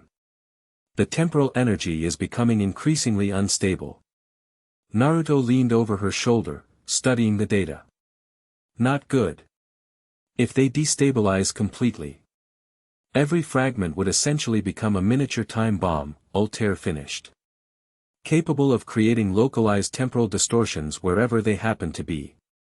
Can we stabilize them? Ultear bit her lip, thinking. Possibly. The ancients must have had a method for maintaining the engine's stability. If we could replicate it. Wait. Naruto picked up one of the smaller fragments they had initially dismissed as unimportant. Look at this one's energy signature. It's not degrading at all. Ultear took the fragment, examining it closely. You're right. In fact, it seems to be actively balancing itself. Her eyes widened with sudden understanding. It's a calibration key. The engine wasn't a single device, it was a network with distributed functionality. And this piece kept everything in sync, Naruto realized. Can we use it to stabilize the others? In theory, yes. Ultear was already adjusting the equipment, excitement visible in her movements. If we channel the calibration key's pattern through the other fragments. They worked feverishly, setting up a complex array that would allow the calibration key to influence the other fragments. Hours passed unnoticed as they refined the process, occasionally pausing only when their magical energy needed replenishing. Finally, as dawn broke on their fourth day at the facility, they were ready to attempt full stabilization. This will require precise control from both of us, Ultear cautioned. We need to synchronize our arc of time magic exactly as we did against the chronivore. Naruto nodded, taking position across from her with the array between them. On your count. 3, 2, 1, now. They channeled their magic simultaneously, creating a perfect harmony of temporal energy that flowed through the calibration key and into the other fragments. The laboratory filled with dazzling light as the fragments responded, their erratic pulsing gradually settling into a synchronized rhythm. It's working. Ultear exclaimed, maintaining her focus despite her excitement. Naruto grinned, feeling the fragments stabilizing under their combined magic. Just a little more. The final surge of energy locked the fragments into their new, stable state. The light faded gradually, leaving the fragments glowing with a steady, peaceful radiance. We did it, Naruto said, looking across at Ultear with undisguised admiration. That was incredible work. She smiled, a genuine, unguarded expression that transformed her face. Yes, it was. And it proves the engine was never meant to be a weapon. Its purpose was harmony, balance. So what now? Naruto asked, the question encompassing more than just the fragments. Before Ultear could answer, a tremendous explosion shook the facility. Both mages staggered as dust and stone fell from the ceiling. What the? Naruto began, only to be cut off by another explosion, closer this time. They rushed to the windows overlooking the facility's entrance. What they saw made Ultear's face drain of color. A magic council battleship hovered offshore, magical cannons trained on the facility. On the rocky path leading to the entrance, a squad of rune knights advanced, led by none other than Captain Lahar. How did they find us? Naruto muttered, already calculating escape routes. Ultear's expression had turned to stone. Not them. Him. Following her gaze, Naruto spotted a tall figure behind the Rune Knights, Counselor Seeger, apparently released from custody and now directing the assault on the facility. Impossible, Naruto growled. He should be in a council cell after what he tried to do. Politics, Ultear said bitterly. He must have convinced them I manipulated him, or that the fragments are too dangerous to leave in unauthorized hands. Well, he's not wrong about the second part, Naruto admitted. But I'm not handing them over to him after what we saw. A voice magically amplified echoed across the promontory, "Attention occupants. This is Captain Lahar of the Magic Council Enforcement Unit. You are surrounded. Surrender the temporal artifacts and come out with your hands visible."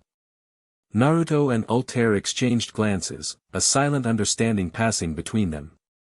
"I'll create a diversion," Naruto said quietly. "You take the fragments and go." Ultear looked genuinely surprised. "You're helping me escape." "I'm keeping the fragments away from Seeger," he corrected, though his smile softened the words. "And yes, I'm helping you escape. Despite your questionable career choices, you're not the villain here." Something complicated flickered across her face, gratitude, confusion, and something deeper that neither was ready to name. "What about you?" she asked. "I'll be fine. The council has no official charges against me, I'm just an independent mage who happened to be investigating temporal anomalies." He winked. "I can talk my way out of this." Another explosion rocked the facility, closer this time. "They're getting impatient," Naruto observed. "Take the fragments and use the C exit I spotted yesterday. My clones will cover your retreat." Ultear quickly gathered the stabilized fragments, securing them in her dimensional storage. At the doorway, she paused and looked back at Naruto. "Why do you trust me with these?" she asked softly. "I could use them for Grimoire Heart." Naruto's blue eyes met hers steadily. "But you won't. Not after everything we've learned." He smiled. "Sometimes you have to believe in people before they're ready to believe in themselves. It's kind of my thing." Emotion flickered across her face, quickly controlled but unmistakable. "This isn't goodbye, temporal shinobi." "Counting on it," Naruto replied. "Now go." As Ultear disappeared down the corridor toward the C exit, Naruto created 24 shadow clones. "Ready to raise some hell, guys?" The clones grinned back at him with identical expressions of mischievous determination. "Let's give the council something to remember us by." Captain Lahar approached the facility cautiously, his squad of Rune Knights in tight formation around him. Behind them, Counselor Seeger fidgeted impatiently. "Move faster, Captain," Seeger urged. "Every moment we delay gives them time to escape with the artifacts." Lahar's expression remained professionally neutral, though his distaste for the counselor was evident in his rigid posture. "My men will proceed according to protocol, Counselor. The intelligence suggests powerful mages with temporal abilities. Rushing in would be foolish. Your caution is why Grimoire Heart continues to." Seeger's complaint was cut short by the facility's main doors bursting open.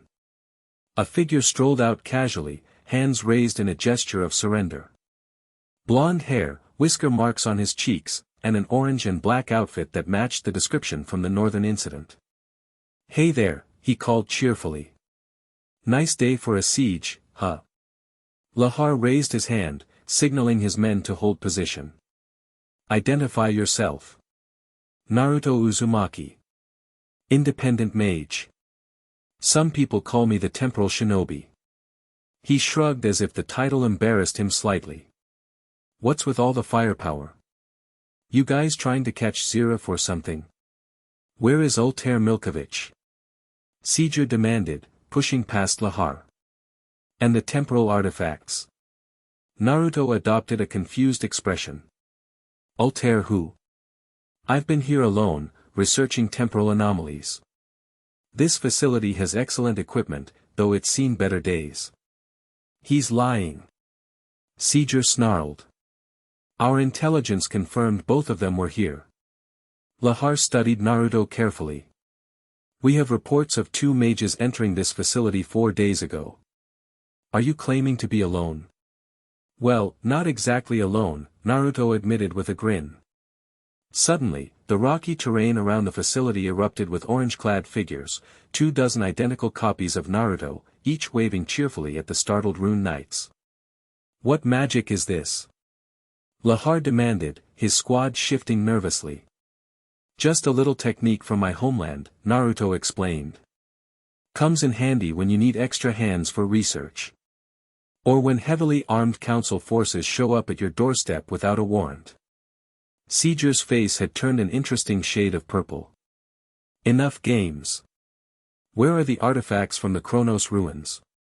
Oh, those. Naruto scratched his head. Yeah, they were unstable, causing temporal distortions all over the place. Had to neutralize them before they created more time rifts.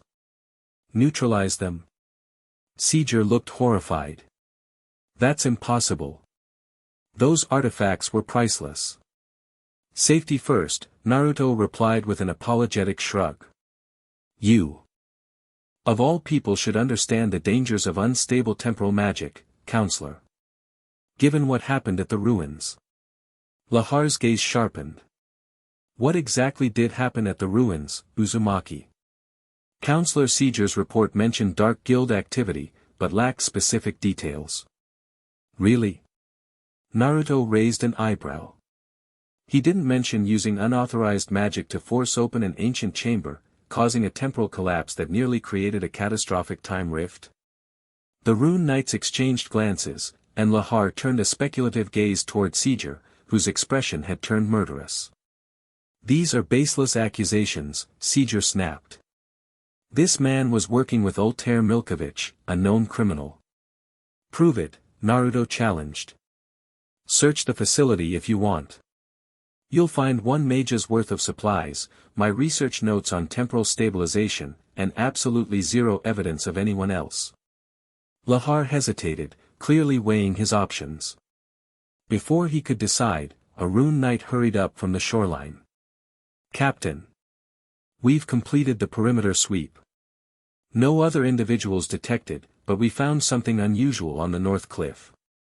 Show me, Lahar ordered. The group moved to the cliff edge where the knight pointed out a curious phenomenon, a patch of air that seemed to shimmer and bend, as if something wasn't quite right with reality there. A temporal afterimage, Naruto explained, genuinely impressed. Residual effect of the artifacts being neutralized.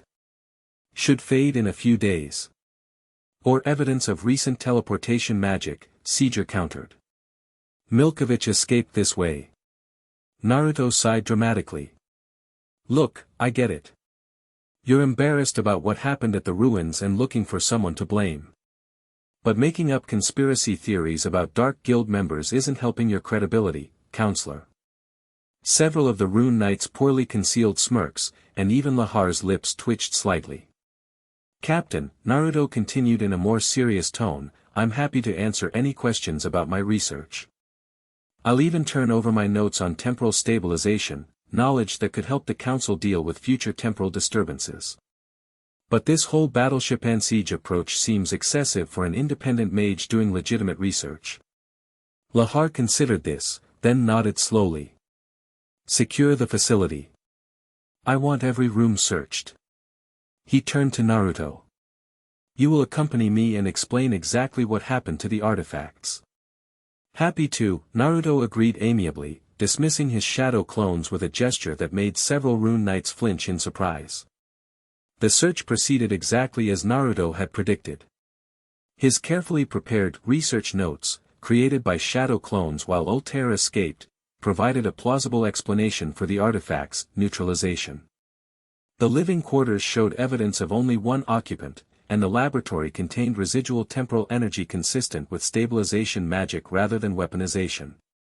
Throughout it all, Sieger grew increasingly frustrated, eventually storming off to the battleship while Lahar completed his investigation. Your story appears to check out, Uzumaki, Lahar said finally, though suspicion lingered in his eyes. Though I find it curious that someone with your magical abilities operates without guild affiliation. I prefer the freedom, Naruto replied honestly. Guilds come with politics, expectations. Independent work suits me better. Even so, temporal magic of this caliber falls under council oversight. Lahar's expression turned stern. I'll be filing a report recommending you register as a council-affiliated independent mage. That would allow you to continue your research while maintaining appropriate supervision. Naruto nodded agreeably. Sounds reasonable.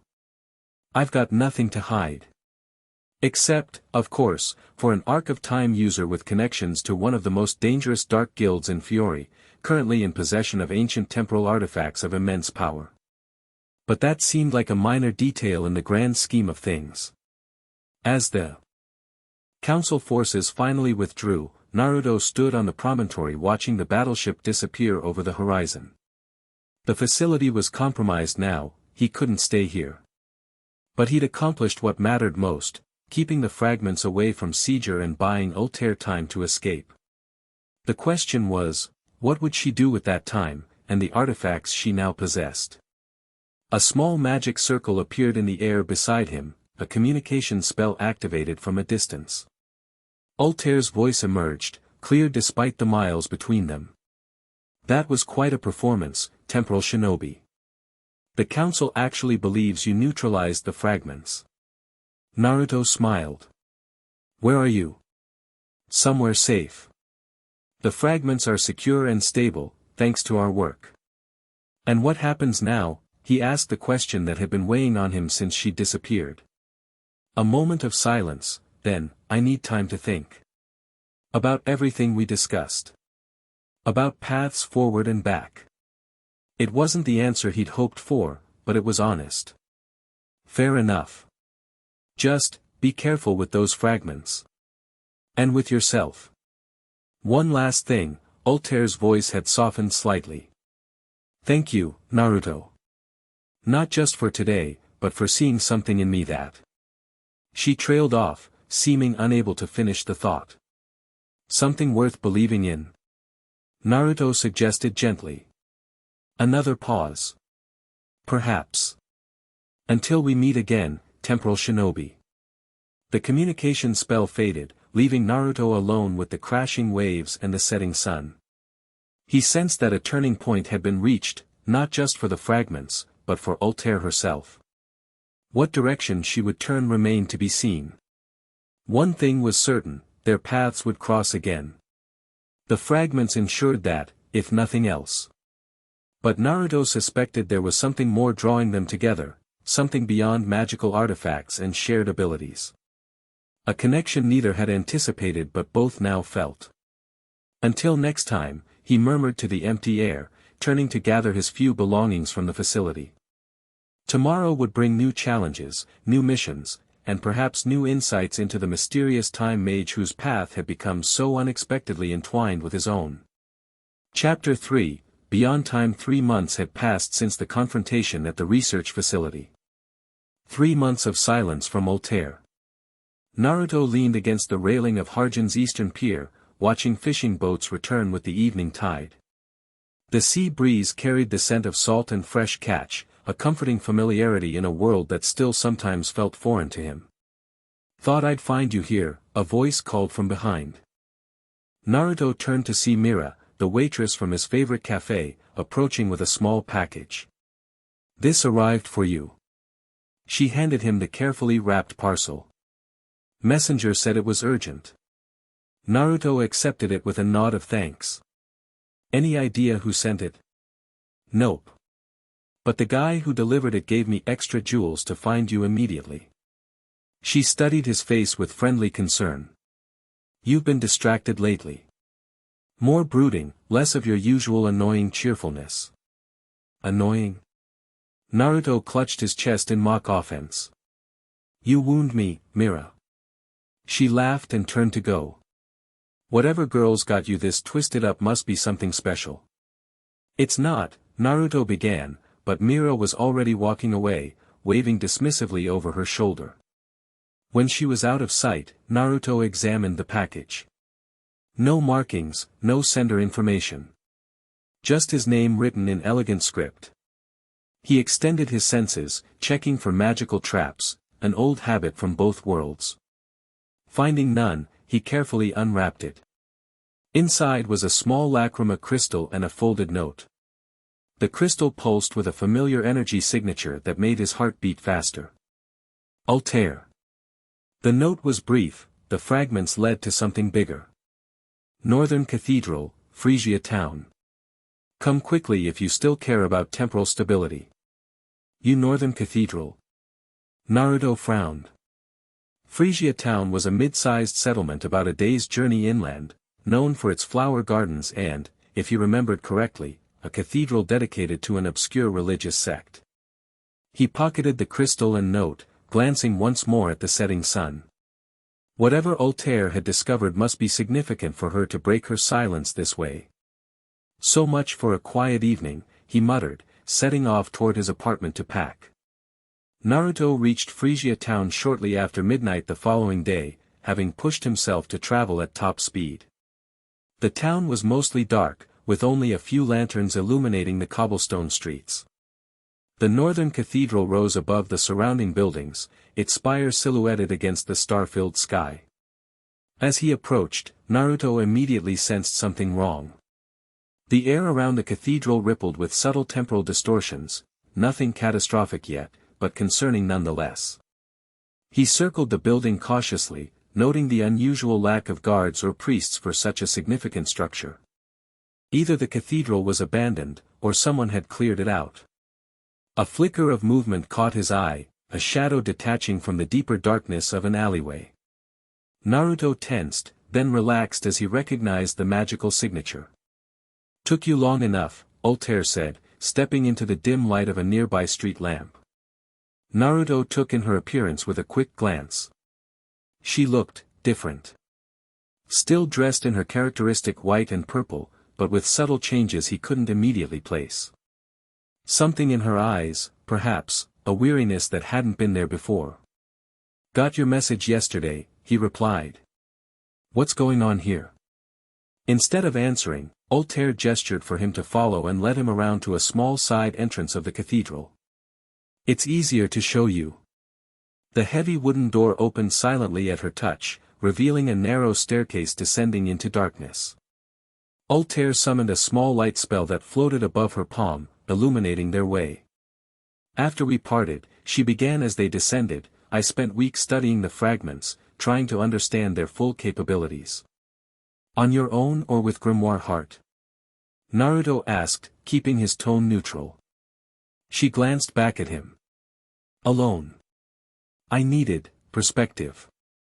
The staircase opened into a vast underground chamber that must have extended far beyond the cathedral's foundations. Ancient pillars supported a ceiling carved with astronomical symbols similar to those at the northern ruins. But what dominated the space was at its center, a massive magical circle inscribed on the floor, surrounding what appeared to be a time lacrima of unprecedented size. Naruto stopped at the chamber's entrance, taking in the scene with widened eyes. "That's not one of our fragments." "No," Ultear agreed grimly. "This is what the fragments were pointing to. A time lacrima created during the same era as the Chronos engine, but for a very different purpose." She led him closer, pointing out details of the magical circle. "The cathedral was built around it. This entire town exists because of what lies beneath it." Naruto knelt to examine the inscriptions. "These aren't just temporal formulas. There are summoning elements, binding seals." He looked up at Ultear with concern. "This is designed to bring something, or someone, across time." "Precisely." Ultear's expression was troubled. "The sect that founded this cathedral worships Seraph. They believe this time lacrima can be used to bring him from his own time to ours, essentially pulling him through a temporal gate rather than resurrecting him." "And would that work?" "Theoretically. Yes." Ultear knelt beside him, tracing one of the symbols with her finger. "But the power requirements would be astronomical.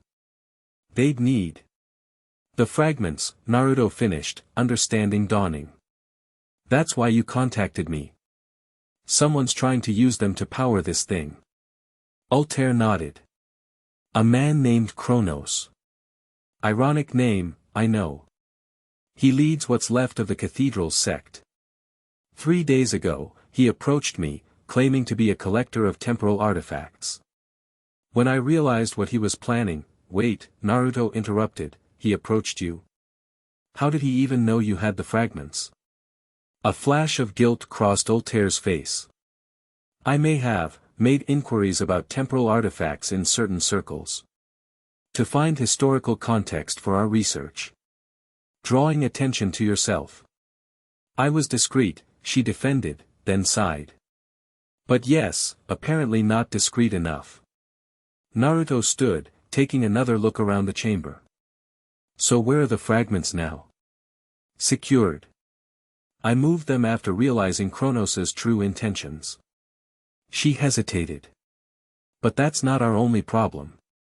When I refused to sell the fragments, Kronos revealed he already had a backup plan. She gestured to the far side of the chamber where a series of magical containment fields housed what looked like temporal distortions, swirling vortices of energy suspended in stasis. He's been harvesting temporal anomalies from across Fiori, Ultear explained. Smaller, less stable than the fragments, but collectively powerful enough for at least one attempt at activation. And you think he's going to try soon? Tonight. Ultear's voice was certain. There's a celestial alignment that only occurs once every 88 years. The perfect conditions for temporal manipulation of this magnitude. Naruto rubbed the back of his neck, processing everything. So we've got a cult leader with harvested time anomalies, trying to pull Zeref through time, potentially creating a catastrophic temporal disaster if anything goes wrong. That about sums it up. And you've been tracking this for how long without contacting me? Ultear met his gaze evenly. I needed to confirm my suspicions before involving you. And she hesitated, I wasn't certain you'd want to help after everything that happened. Naruto's expression softened. Of course I'd want to help. This is exactly the kind of mess we should be cleaning up together. Something flickered in her eyes, surprise, perhaps, or relief. Before she could respond, a distant sound echoed down the stairwell they descended. They're here, she whispered. Kronos and his followers. Earlier than I expected. Naruto immediately created a shadow clone. Scout the entrances, count heads, then disperse. As the clone disappeared up the stairs, Naruto turned to Ultear. We need a plan. How do we stop the ritual without triggering a temporal collapse? The activation sequence requires precise timing. If we can disrupt even one element. She trailed off as her eyes fell on the time lacrima. Or we could use the fragments. I thought you said they were secured elsewhere. Ultear reached into her dimensional storage, producing a familiar crystal shard. I brought one. The calibration key, it could potentially destabilize the entire array if introduced at the right moment. Naruto studied the fragment, then nodded. Good thinking. We wait until they're fully committed to the ritual, then use the key to throw the whole thing out of alignment. The shadow clone dispersed, sending its knowledge flooding back to Naruto. 12 cultists, all wearing matching robes. One leader, probably Kronos, directing setup. They're securing all entrances, but they don't know we're already inside. 12, Ultear murmured. The ritual requires 12 channelers positioned around the circle. Then we hide and wait for the right moment. Naruto glanced around, spotting a shadowed alcove behind one of the massive pillars. There. They moved quickly, concealing themselves just as the chamber's main doors swung open. Torchlight spilled into the space as the cultists entered in solemn procession, led by a tall man in elaborate robes embroidered with temporal symbols. That's Kronos, Ultear whispered, her breath warm against Naruto's ear in their close hiding spot. Naruto studied the cult leader. Middle-aged, with silver-streaked dark hair and the confident bearing of someone accustomed to authority. But what caught his attention was the staff Kronos carried, topped with what appeared to be another fragment of the Kronos engine. He has a fragment, Naruto whispered back. Different from yours. Ultear's eyes narrowed. That complicates things.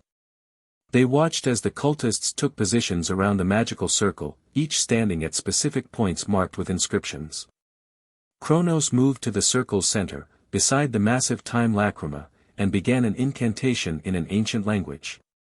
He's starting the preliminary attunement, Ultear translated quietly. Aligning the temporal frequencies of the anomalies with the lacrima. As Kronos spoke, the containment fields holding the harvested anomalies began to glow brighter. One by one, they were released from stasis, flowing like liquid light toward the central lacrima, which absorbed them with pulsing flashes. That can't be good, Naruto muttered. The chamber began to hum with magical energy, the inscriptions on the floor lighting up in sequence as power flowed through them. The temperature dropped noticeably, frost forming on the ancient pillars.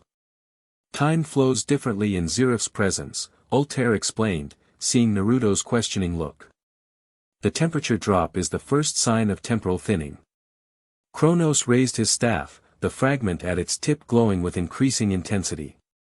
Brothers and sisters, he called out, his voice resonating with magical enhancement. Tonight, we fulfill our sacred purpose. Tonight, the Dark Wizard returns to guide us into a new era. The cultists began chanting in unison, each generating a magical circle above their position. Energy flowed from these circles toward the central lacrima, which swelled with power. When do we move? Naruto asked, watching the ritual progress with growing concern. Not yet, Ultear cautioned. If we interrupt too early, the released energy could tear this place apart. We need them fully committed, the temporal gateway at least partially formed. The air above the time lacrima began to shimmer and distort, reality itself seeming to bend and warp. Through the distortion, fleeting glimpses of another place became visible, a forest unlike any in modern Fiori, darker and more primeval. They're actually doing it, Ultear whispered, unable to keep the academic fascination from her voice despite the danger. They're opening a temporal window to hundreds of years in the past. Kronos' voice rose triumphantly. The gateway forms. Lord Zeref, hear our call. Cross the boundaries of time to lead us once more. The temporal window expanded, its edges crackling with unstable energy. Through it, a dark figure could be seen walking slowly closer, still indistinct but unmistakably human in form. Now, Ultear said. Urgently. We need to move now, before the crossing completes. Naruto didn't hesitate. In a flash, he created a dozen shadow clones that burst from their hiding spot, spreading throughout the chamber to create maximum confusion. Simultaneously, the original Naruto and Ultear targeted Kronos directly, knowing he was the ritual's focal point. Arc of Time, Parallel Worlds. Ultear called, summoning versions of herself from different temporal possibilities to further confuse and disorient the cultists. What is this? Kronos shouted, his concentration breaking as Naruto's clones engaged the cultists around the circle. Stop them. The gateway must not close. Naruto formed a Rasengan infused with temporal energy, aiming for the staff Kronos held. Sorry to crash your resurrection party. Kronos proved surprisingly adept at combat for a cult leader. He wielded the fragment-tipped staff with practiced skill, deflecting Naruto's attack with a shield of temporal energy. You cannot stop what is destined, temporal shinobi. Kronos snarled, recognition in his eyes. Yes, I know who you are. The dimension-lost ninja playing with powers he barely understands. If I had a jewel for every megalomaniac who's told me what I can't do, Naruto replied with a grin, I could buy my own dark guild. Around them, chaos erupted as Ultear and Naruto's clones disrupted the ritual's careful balance. Several cultists had already been subdued, breaking their contribution to the energy flow. The temporal window fluctuated wildly, expanding and contracting with dangerous instability. Ultear fought her way to the edge of the central circle, the calibration fragment ready in her hand. Naruto. Keep him busy. I need to reach the lacrima. Kronos saw her intention immediately.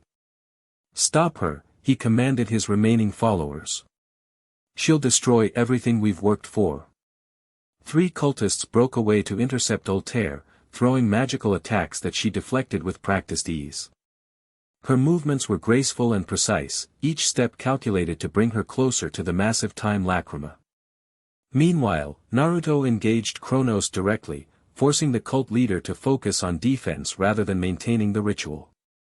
"You know what happens when temporal magic goes wrong," Naruto called over the rising magical turbulence.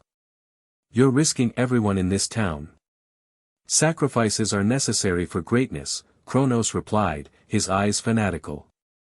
"Lord Zeref will reward the faithful."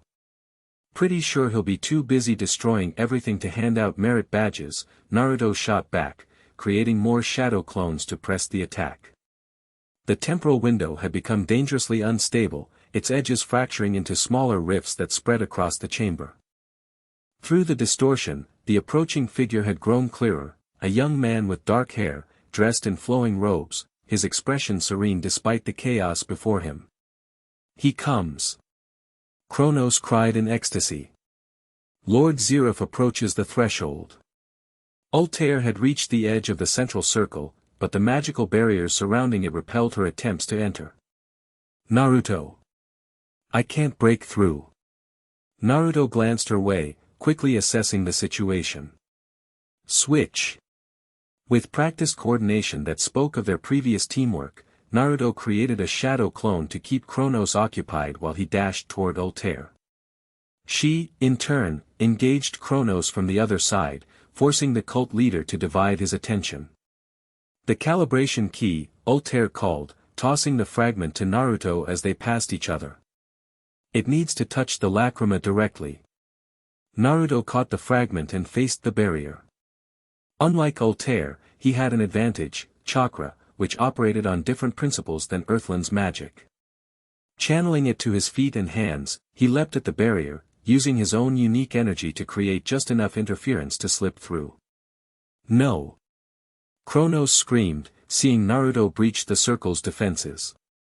"You'll destroy us all." "Only if you keep pumping power into this thing," Naruto replied, sprinting toward the massive lacrima. "Shut it down." Kronos responded by redoubling his efforts, channeling even more energy through his staff's fragment. "Lord Zeref! Cross now. I command it." The temporal window pulsed ominously, the figure within now almost at its threshold. Naruto could feel the immense magical pressure building, a catastrophic release was imminent if the ritual either completed or failed chaotically. He reached the lacrima just as cracks began to appear in its crystalline surface, the first sign of imminent structural failure. Without hesitation, he pressed the calibration key against it. Arc of time, restoration. The calibration key pulsed with golden light as Naruto's magic flowed through it, attempting to harmonize the wild temporal energies rather than simply disrupt them. It was the technique they'd perfected together at the research facility, not destruction, but rebalancing. The lacrima's erratic pulsing gradually steadied, the cracks sealing themselves as the calibration key imposed its natural temporal rhythm. The wild energy didn't disappear, it was too far gone for that, but its flow became controlled, directed. The temporal window began to stabilize, no longer fracturing into dangerous rifts, but its connection remained. The dark figure on the other side had reached the threshold, one hand extended toward the opening between times. "He comes anyway." Kronos laughed maniacally. "You've only made his arrival more certain." Ultear, still battling Kronos, called out to Naruto. "We need to close the window completely. Use the fragment to reverse the flow." Naruto nodded, understanding immediately. Instead of merely stabilizing the energy, they needed to invert it, use the temporal power to collapse the window back on itself. "I need your help," he called back. "Can't do this alone." With remarkable timing, Ultear broke away from Kronos, flinging the cult leader back with a powerful temporal spell that aged the floor beneath him to dust, causing him to stumble. She raced toward the circle, and this time, with the energies partially stabilized by Naruto's efforts, she was able to pass through the barrier. Together, they placed their hands on the calibration key, which still touched the massive lacrima. On 3, Naruto said, their eyes meeting. 1. 2. Ultear continued, her magic beginning to synchronize with his. 3. Arc of time, restoration inverse, they called in perfect unison. The calibration key flared with blinding light as their combined power flowed through it. The temporal energy within the lacrima reversed direction, pulling back from the window rather than pushing outward. The gateway began to close, shrinking rapidly as its power source inverted. On the other side, the dark figure, Zeref himself, stopped at the threshold. For a brief moment, his eyes met Naruto's across the boundary of time. Something like recognition flickered in that ancient gaze, followed by what might have been relief. The black wizard stepped back voluntarily, a small, enigmatic smile touching his lips as the gateway closed completely, sealing him once more in his own time. No! Kronos screamed, struggling to his feet. We were so close. Lord Zeref. With the temporal window closed, the remaining energy had nowhere to go. The lacrima pulsed dangerously, on the verge of explosion. We need to contain it, Ultear shouted over the rising magical turbulence. If it ruptures, on it, Naruto replied, forming a series of hand signs. Shadow Clone Jutsu. A ring of clones appeared around the lacrima, each channeling Naruto's unique blend of chakra and arc of time magic. They formed a containment field similar to the one they'd used against the chronivore, designed to hold and gradually disperse the excess energy. Ultear added her own magic to the effort, her precision complementing Naruto's raw power. The lacrima's dangerous pulsing slowly subsided as they siphoned off its excess energy, directing it into controlled release channels. Kronos, seeing his plans literally dissolving before him, made one desperate final move. With a cry of rage, he charged toward them, staff raised to strike. You fools! Years of preparation, ruined. Neither Naruto nor Ultear could break concentration without risking a catastrophic release from the lacrima. For a critical moment, they were vulnerable. But Kronos never reached them. A blur of motion intercepted him, one of Naruto's shadow clones that had finished subduing the cultists. The clone tackled Kronos to the ground, wresting the staff from his grasp. Got a real problem with letting things go, don't you? The clone remarked, pinning the struggling cult leader. With Kronos neutralized and the cultists subdued, Naruto and Ultear could focus fully on safely dissipating the lacrima's remaining energy. It took nearly an hour of careful work, but finally, the massive crystal stood inert, its power drained to safe levels. Naruto dismissed his clones with a sigh of relief, dropping to one knee in exhaustion. Channeling that much power for so long had drained him significantly. Ultear wasn't in much better shape, her breathing labored as she leaned against a nearby pillar. But there was satisfaction in her eyes as she surveyed their handiwork. We did it, she said simply. Naruto grinned tiredly. Was there ever any doubt? A small smile tugged at her lips. Several times, actually. They looked around the chamber. The cultists were bound securely, including Kronos, who glared at them with undisguised hatred. The magical circle was inactive, its inscriptions faded back to ordinary markings on stone. The time lacrima stood dark and silent, temporarily burned out. What do we do with them? Naruto nodded toward the captives. Ultear considered.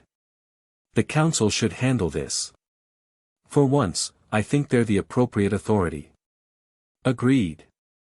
Though explaining how we happen to be here might be awkward. Anonymous tip. Ultear suggested with a raised eyebrow. Naruto chuckled. Works for me. I know a communication lacrima that can't be traced. As they prepared to leave, Naruto collected Kronos' staff with the embedded fragment. This makes 3 fragments we've secured. Any more out there we should worry about? Ultear shook her head. I don't believe so. Historical records only mentioned a handful of significant pieces. They made their way out of the cathedral through a side exit, avoiding the main streets where their appearance might raise questions.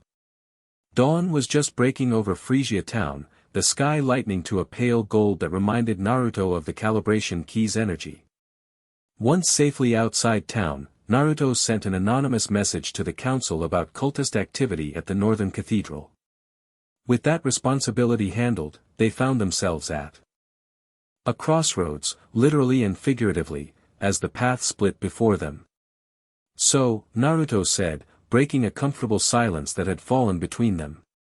3 months of no contact, and then a crisis that could have destroyed half of Fiori. Typical. Ultear had the grace to look slightly apologetic. "I needed time to think. About many things." "And did you?" "Think, I mean." She nodded, her expression more open than he'd ever seen it. "Yes. About paths forward and paths back. About what's worth changing and what's worth preserving." Naruto waited, sensing there was more she wanted to say. "I've spent years trying to find a way back," she continued, her voice soft but steady. "To undo what happened to my mother, to me. But working with you." She paused, finding the right words. "It showed me another perspective. That moving forward might be more valuable than trying to rewrite what's behind us." "That's a big realization," Naruto said gently. "It's not an easy one," she admitted. "Old goals don't disappear overnight. Trust me, I know." Naruto thought of his own journey, the years spent adapting to this world while part of him still longed for home. But recognizing the pattern is the first step to changing it. Ultear studied him, curiosity in her eyes. "Do you still think about returning to your world?" The question caught him by surprise, though perhaps it shouldn't have. "Sometimes," he answered honestly. "There are people there I miss every day. But I've built something here too. Connections, purpose. And I'm not sure I'd trade what I've found for what I left behind, even if I could." Something shifted in Ultear's expression, a softening, a recognition. "That's what I've been struggling with. The idea that moving forward doesn't have to mean abandoning the past. That it can mean building something new, something better." "Exactly," Naruto said, warmth in his voice. "And you don't have to figure it all out at once, you know. Some days are just about taking the next right step." She smiled then, a real smile that transformed her face, reaching her eyes in a way her carefully controlled expressions rarely did. "And what's your next step, temporal shinobi?" "Well, right now I could really use some food and a decent night's sleep." He grinned, then added more seriously, "After that, I think we still have work to do with these fragments. They're too dangerous to leave unsecured, too valuable to destroy." "We?" Ultear questioned, though her tone suggested she already knew his answer. "Unless you've got better plans," Naruto replied with a casual shrug that didn't quite hide the importance of the question. Ultear was quiet for a moment, genuine conflict visible in her expression. "Grimoire Heart will be looking for me. I've been away too long without adequate explanation." "You could not go back," Naruto suggested quietly. "There are other paths. It's not that simple." She sighed. "There are complications. Commitments. There always are." Naruto stepped closer, meeting her eyes directly.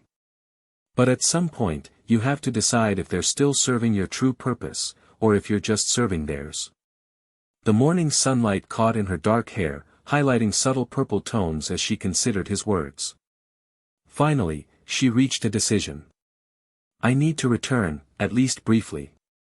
To retrieve certain things, to create distance. But after that." She met his gaze steadily. "After that, perhaps we could continue our research. Independently." Naruto understood what she wasn't explicitly saying, that she was considering leaving Grimoire Heart, but needed to do it carefully. It was more than he'd expected, and he couldn't help the smile that spread across his face. "I'd like that," he said simply. "And in the meantime?"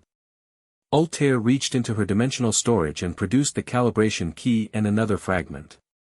"Keep these safe. I'll contact you when it's time to move forward with our research. Naruto accepted the fragments, noting the trust implied in the gesture. How will you find me? A hint of her usual confidence returned in her smile. You're not that hard to track, Naruto Uzumaki. Just follow the trail of ramen bowls and saved villages. He laughed. Fair enough. For a moment, they stood in comfortable silence, neither quite ready to part ways. Then, with a decisiveness that surprised him, Ultear stepped forward and kissed his cheek. Thank you, she said softly. For seeing possibilities I couldn't. Before he could respond, she stepped back, magic gathering around her. Until next time, temporal shinobi. With a flash of temporal energy, she accelerated herself away, disappearing down the path in a blur of movement. Naruto touched his cheek, a bemused smile playing on his lips. Until next time, he murmured to the empty air. He tucked the fragments safely away and set off in the opposite direction, toward Harjin and the familiarity of his small apartment by the sea. There would be more challenges ahead, he was certain, more fragments to secure, more temporal threats to counter, and the complications that would inevitably arise from Ultear's decision. But for now, he was content with what they'd accomplished and the promise of what might come next. Time, after all, was a path leading in many directions. And for the first time since arriving in this world, Naruto felt like he was truly walking forward rather than looking back. 1 month later, Naruto sat at his usual table at the seaside cafe, nursing a cup of tea and reviewing a job request. The past weeks had been busy with smaller missions, nothing world-threatening, just the usual bandits and monster infestations that kept independent mages employed between crises. He'd heard nothing from Ultear since Frisia town, but he wasn't particularly worried. Creating distance from a dark guild like Grimoire Heart would take time and careful planning. The fragments remained secure, hidden with protective wards in a location only he could access. Mail for you, Mira announced, dropping an envelope on his table. And before you ask, no, I don't know who it's from. Though it smells nice, so I have my suspicions. She winked before returning to her other customers. The envelope was unmarked except for his name, written in now familiar elegant script. Inside was a simple note with coordinates and a time, tomorrow, sunset. No signature, but none was needed. Naruto smiled, tucking the note away as he finished his tea and left payment on the table. He had preparations to make and, for the first time in months, a sense of anticipation that had nothing to do with impending disaster. As he walked back toward his apartment, he glanced at the setting sun painting the horizon in shades of orange and gold. Time moved forward, always. And finally, so was he. The end. Thank you for watching this video. Please be sure to subscribe to our channel and like this video.